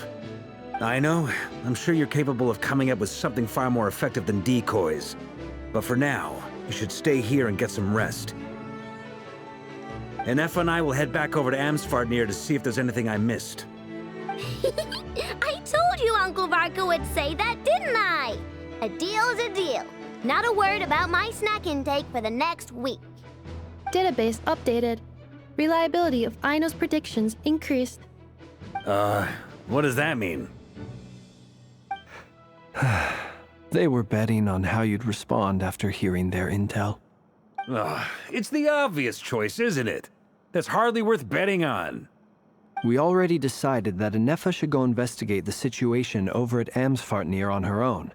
You might as well stay here and keep watch. Someone needs to hang back and oversee our strategy meetings. And besides, you still haven't fully recovered from ambushing Rerir. So I've ended up with the easiest assignment. Well, I appreciate it, everyone. See you when you get back.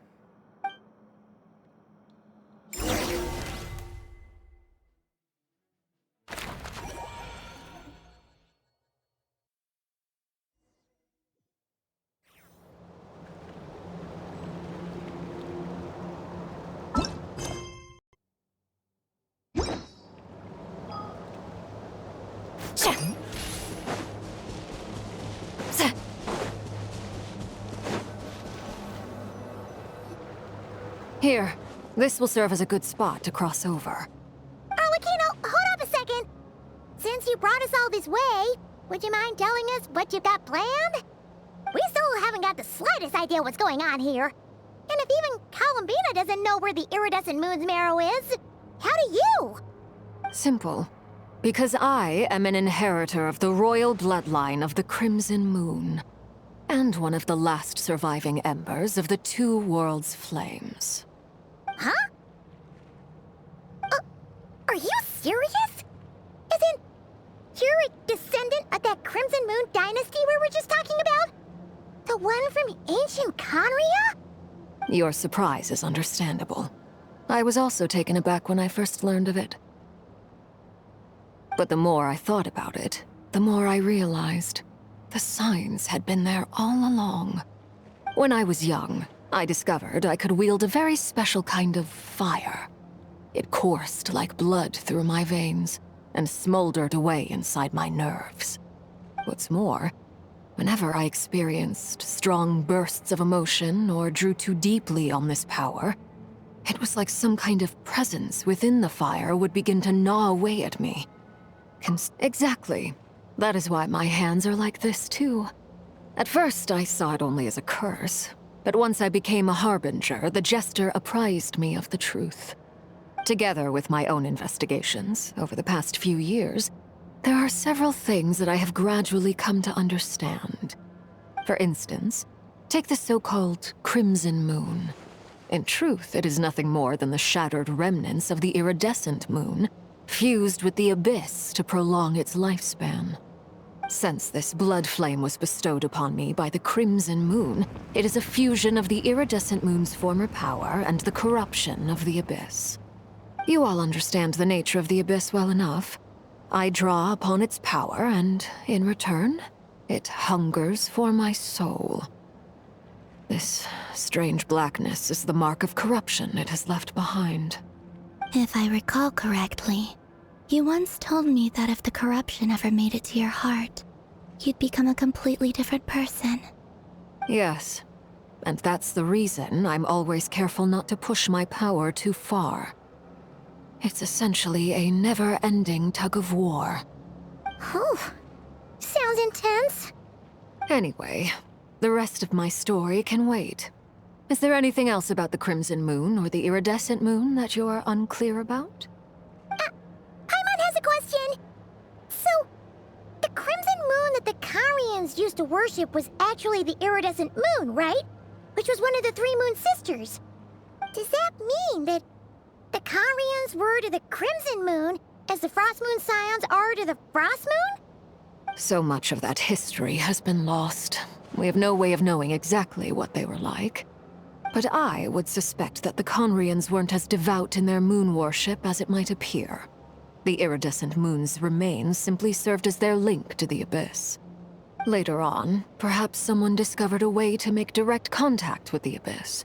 Or maybe there was some kind of ideological divide. Either way, a dissenting faction staged a coup and drove out the royal heirs of the Crimson Moon dynasty. Still, even with the dark sun looming high overhead, the Crimson Moon's glow never truly faded. If you want living proof, It's standing right before you. The first time we met, I sensed something familiar in your presence. When I looked at you, I felt I could see that mysterious red moon in the corner of my eye. In your flames, I saw its broken image, surrounded by a strange black aura. Well, I appreciate that you kept it to yourself. Much about the Crimson Moon is still a mystery, and I'd prefer not to end up as the object of an insane research project. Anyway, time is against us here, so if there's any other questions, they'll have to wait. I just want to make sure I've got one thing straight.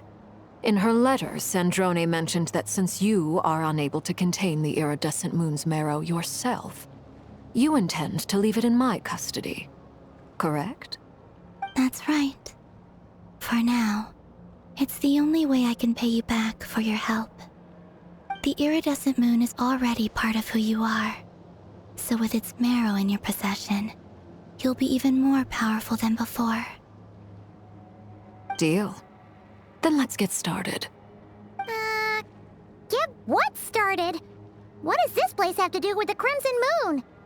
When I first became a Harbinger, the Jester gave me a book called Parenheri, also known as Leobranto Inamorato. You should be able to buy a copy next time you're in Fontaine. It's a love story set in the Crimson Moon era, but setting aside the tangled romances of its characters, it also records a few interesting details. In the Crimson Moon era, or so the story goes, there was an orphanage that received children from beyond the bounds of this world, and subjected them to a peculiar induction ceremony. Beyond the bounds of this world? For real? And what kind of induction ceremony? The Crimson Moon sages looked beyond this world for beings with powers that surpassed the gods. But fearing they might lose control, they subjected these children to a process of refinement. They made these children crawl up a fireplace and kept asking them, "Have you died? Did you see it?" Until they finally admitted to having died and seen a crimson moon.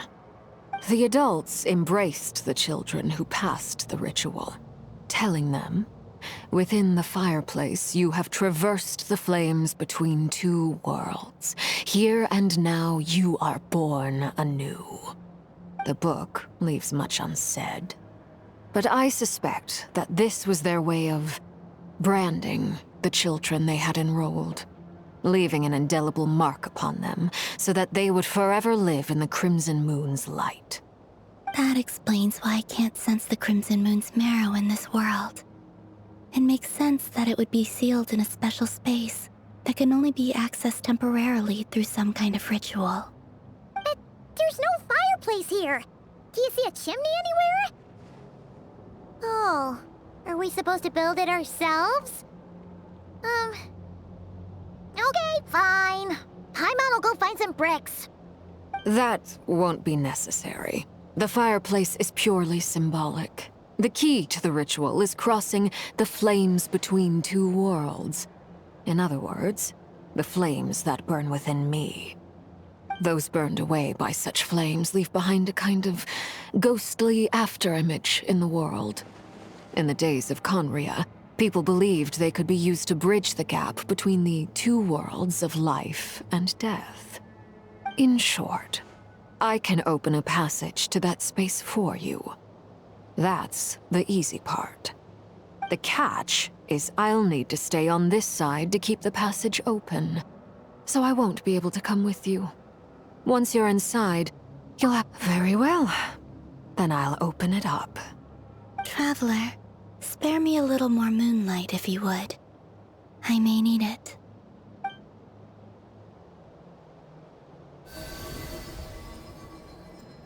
Thank you. I feel like I've recovered some of my strength now. It should be enough to move us across short distances and confront whatever dangers might await.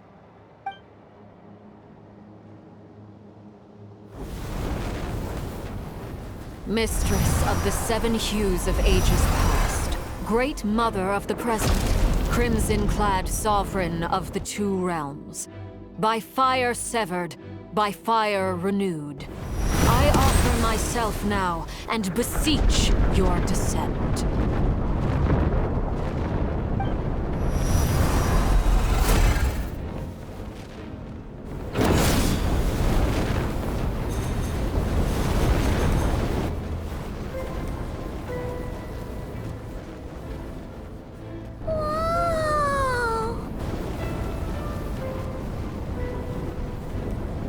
One word of advice. As you're crossing over, no matter what voices you hear, do not answer. Got it! I sense a sinister gloom inside, but also the familiar light of the moon. I feel that I am about to meet an old friend who has changed beyond all recognition. All right, let's go.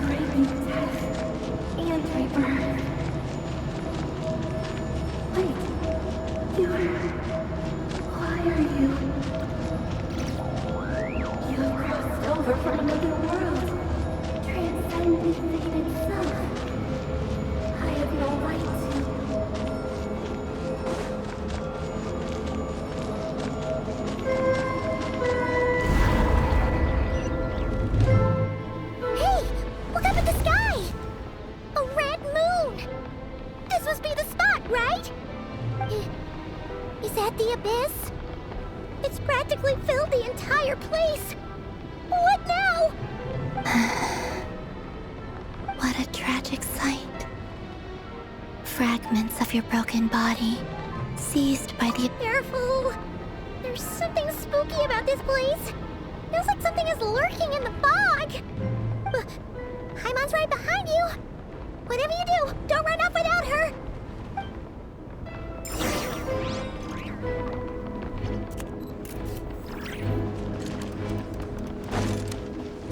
By the way, Kalamina, didn't you tell us that the iridescent moon had shattered into pieces? The moon up there looks pretty whole to Paimon. How is that possible?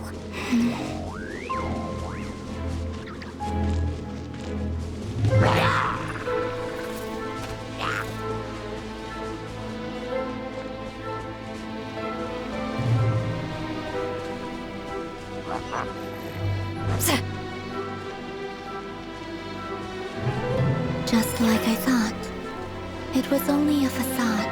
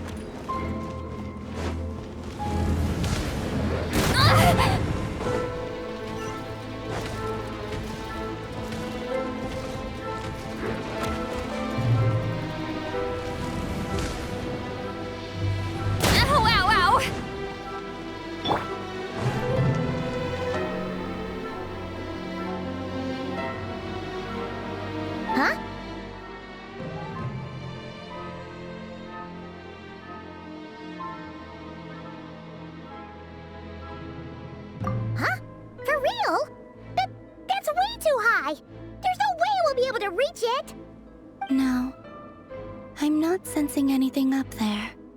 It's coming from under the mountain. Let's see. Ah! There's some kind of weird shadow over the water. Wait, see that? Looks like a mechanism of some sort. Let's check it out.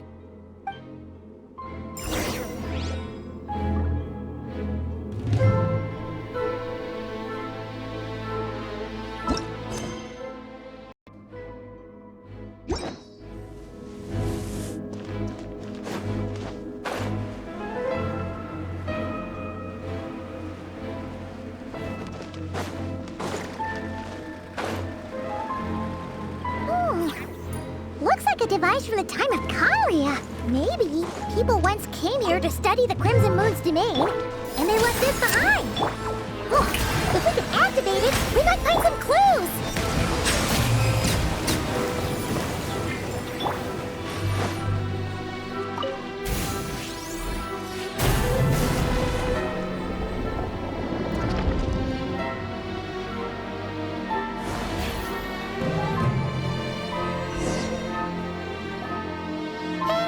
Look at that!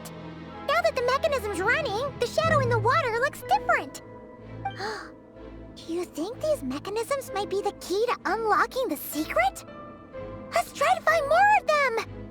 Thalindis, we'll leave the rest of the research in your hands. We'll be heading back now. I hope this isn't ruining date night. Ugh. Mind your own business. Just leave me some snacks on the table. Thalindis? Is that Rear's girlfriend? Oh yeah! So, do you think she was studying this strange space all along? The Abyss has made this space extremely unstable. Maybe that's why some of the things she said and did were preserved here. Like echoes. Or after images. Whenever I see this view, it takes me back to a poem from my childhood. Waning moon, oh lifeless damsel, weeping on the mountain crest. Mourning still in wistful tone, her fragile soul now laid to rest. For me, of all people, to be here investigating the mysteries of the Crimson Moon space, is it a coincidence or something more?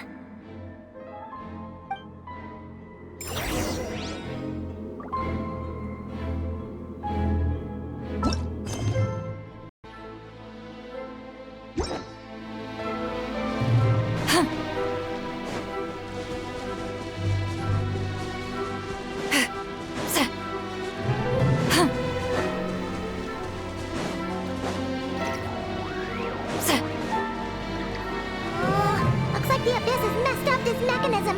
We need to find a way to get it working again. Let's see if there are any other devices nearby.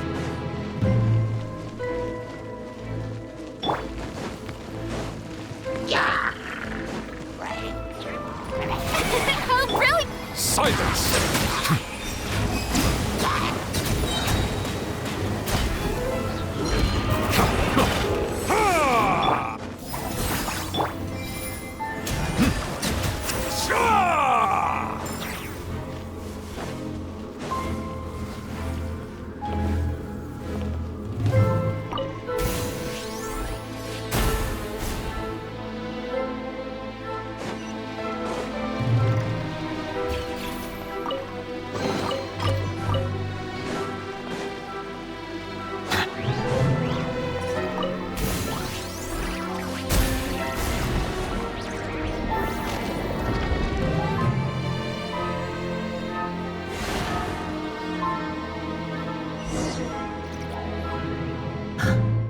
I see. So the moon marrow, or rather the power of the 3 moons, is the key to unlocking. If it really does exist, then maybe this madness can finally be put to an end.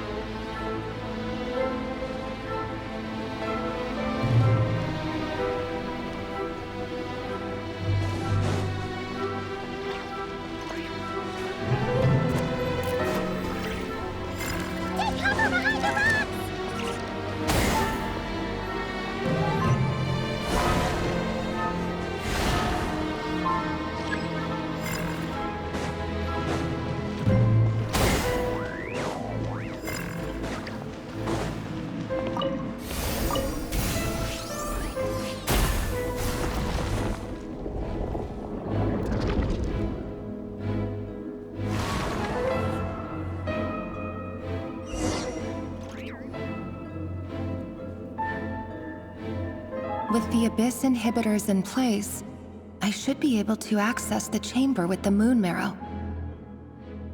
Oh, Rerir, with every step you take, you're drifting further from what you truly desire. But you're not the root of the problem. Ever since that outsider set foot in Conria, the Vinster King has sunken deeper into madness. If only I could get my hands on that outsider.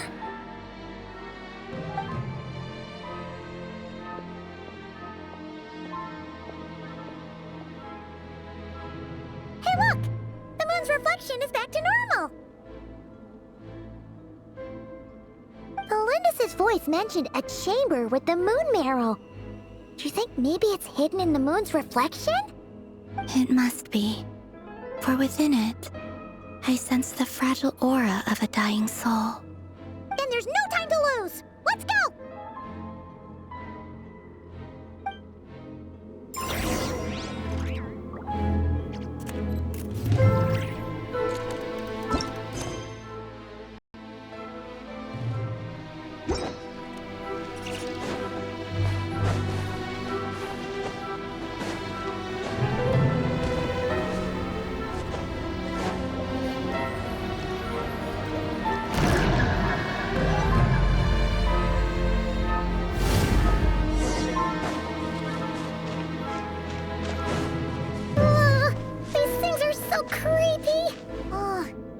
Looks like we'll have to destroy them if we want to get to the iridescent moon's marrow.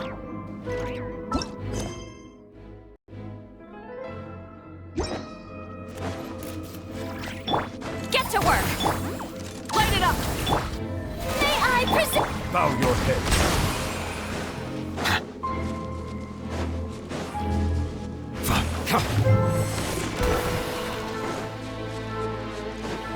That must be the iridescent moon's marrow! Oh, but we'll need to destroy these things before we can reach it!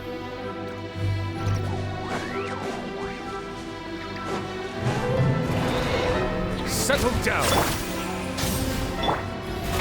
Oh, brilliant! You two! Time to end them! Let the mighty be humbled!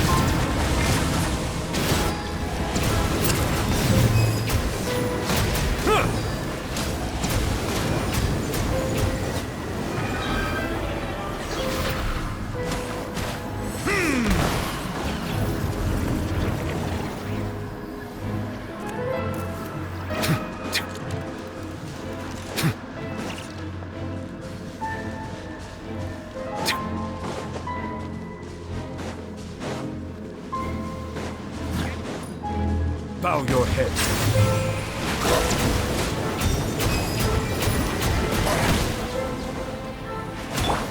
Show no mercy! May I present...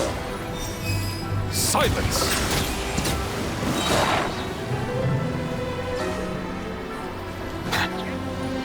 The tides beckon.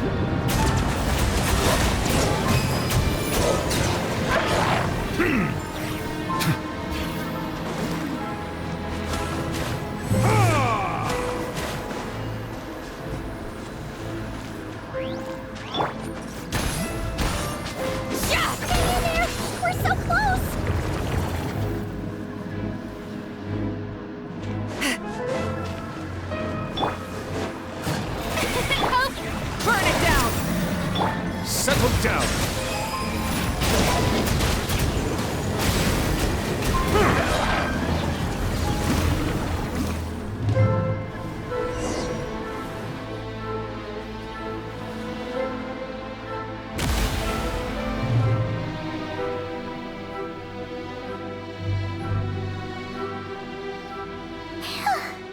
We finally did it! The iridescent moon's marrow. Still burning away like an undying flame, yet now contaminated by the abyss. It has taken on a new form entirely. If we can purify the abyssal power within, we should be able to obtain its untainted essence.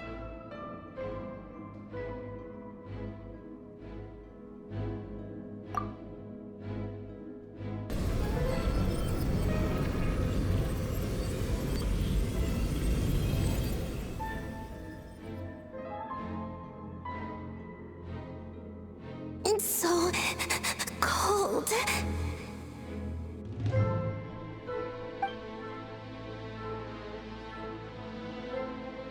Is it you? Are you here? Huh? Are you talking to us? At long last, I can see you once more. Our fates have crossed, and I am finally free. I'm sorry, I lied to you. Even knowing what was to come, I still couldn't let go of the fear in my heart as death drew near. The moment the moon shattered, my body began to split apart piece by piece. Like I was being cut into pieces by 1,000 blunt blades. My thoughts scattered as the cold crept in. But I could not bear to fade away like that. Tell me, what was it that brought you to us all that time ago? If only I had possessed your courage, then I might have been spared this torment more painful than death. You look so puzzled.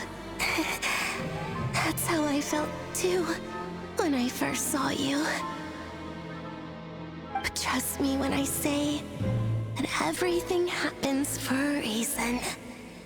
Farewell, Hypo.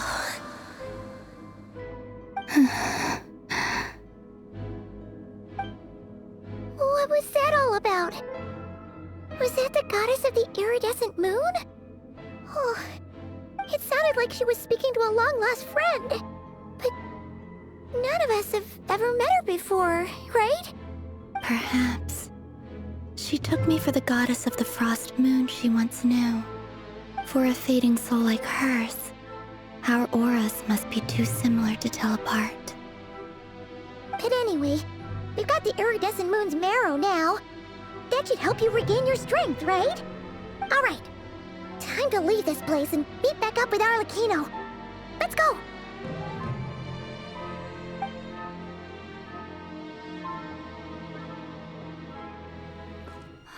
That's odd. This place looks different than when we came in. Waning moon, Huh? oh lifeless damsel. Oh.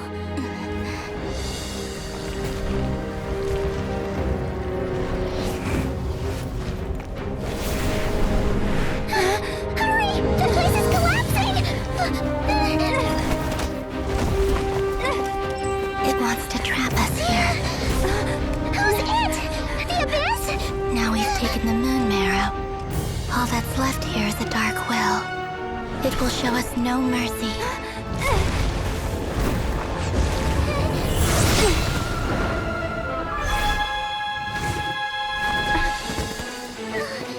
Give it back! The crimson moons! My marrow! My heart!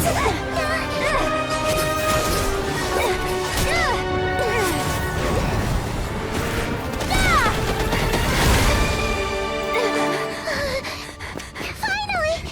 Huh? Oh no! The exit's blocked! They're back! Now what do we do? This is where you fall. Witness my rise. Hey, it's... What are you waiting for?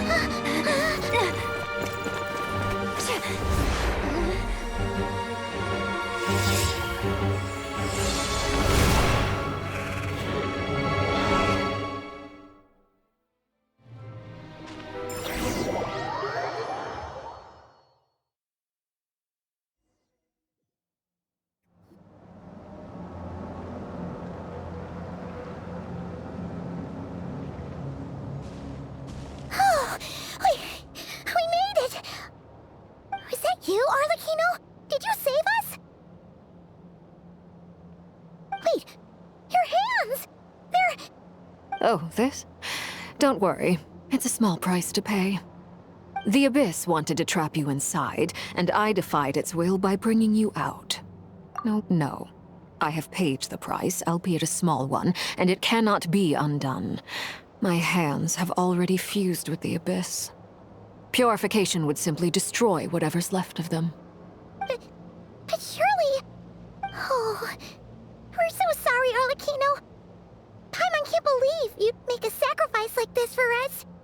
As much as I'd like to call it a favor, the truth is I was simply holding up my end of the deal. Well, Columbina. Yes, you did your part. And as promised, I will leave the iridescent moon's marrow in your care. From this day forth, may the two worlds' flames burn ever more brightly.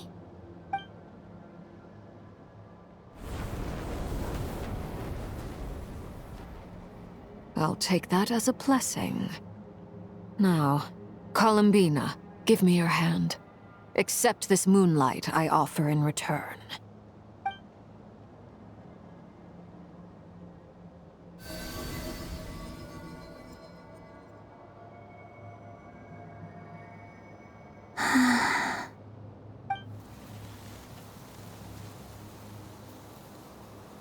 Feeling stronger?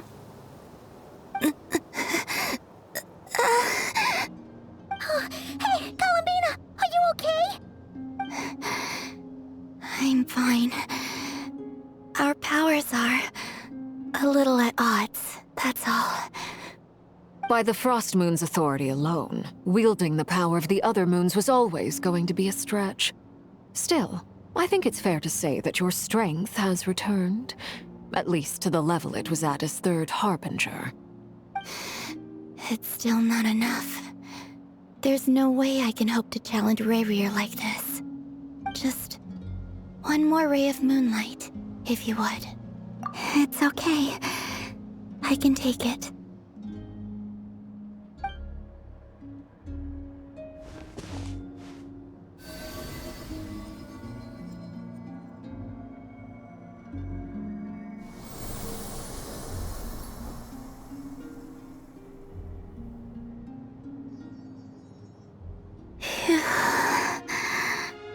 How about now? Fighting fit? At the very least, I won't have to stay hidden like before. I want to see him gone from Not Cry. The Rayheer of Solnari and his wild hunt must be sent back where they belong. Well, it's good to have something to aim for. You certainly seem more alive now than you did earlier. When I first met you, you didn't strike me as a ray of moonlight. More like a wisp of fog drifting in from who knows where, ready to scatter at the first sign of a breeze. But now, you're full of vitality. Just like the Frost Moon, once the brightest of them all. May you keep shining, Columbina. This is who you are. Thank you. Look after yourself too, Arlecchino. I know you have plans of your own, and that's why you're always seeking to grow stronger. But whatever you're after, don't let the Abyss take a hold of you. I do not wish to see you go down the same path as Rayrier. I appreciate the concern, Columbina. Although perhaps it's time you took a new name. A new name? Kutar, the Moon Maiden, Columbina. They're nothing more than code names. They describe who she is and the roles she's played, but they're not her real name. We often use code names in the House of the Hearth, too. But it's knowing your real name that keeps you grounded. Up till now, you've been living a wandering life, so you've probably never really cared. All I'll say is this. Once you've defeated Rayrier, give it some thought. All right, that's it from me. I'll get you back safely first, then go meet up with Sandrone. You're the best! I appreciate the gesture. It speaks to your good character. Anyway, let's get going. There are more urgent things to do right now than trade compliments.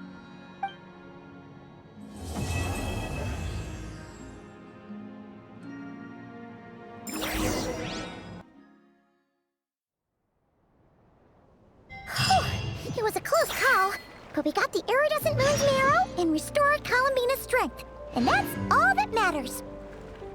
In other words, mission accomplished. Paimon wonders how everyone else is doing.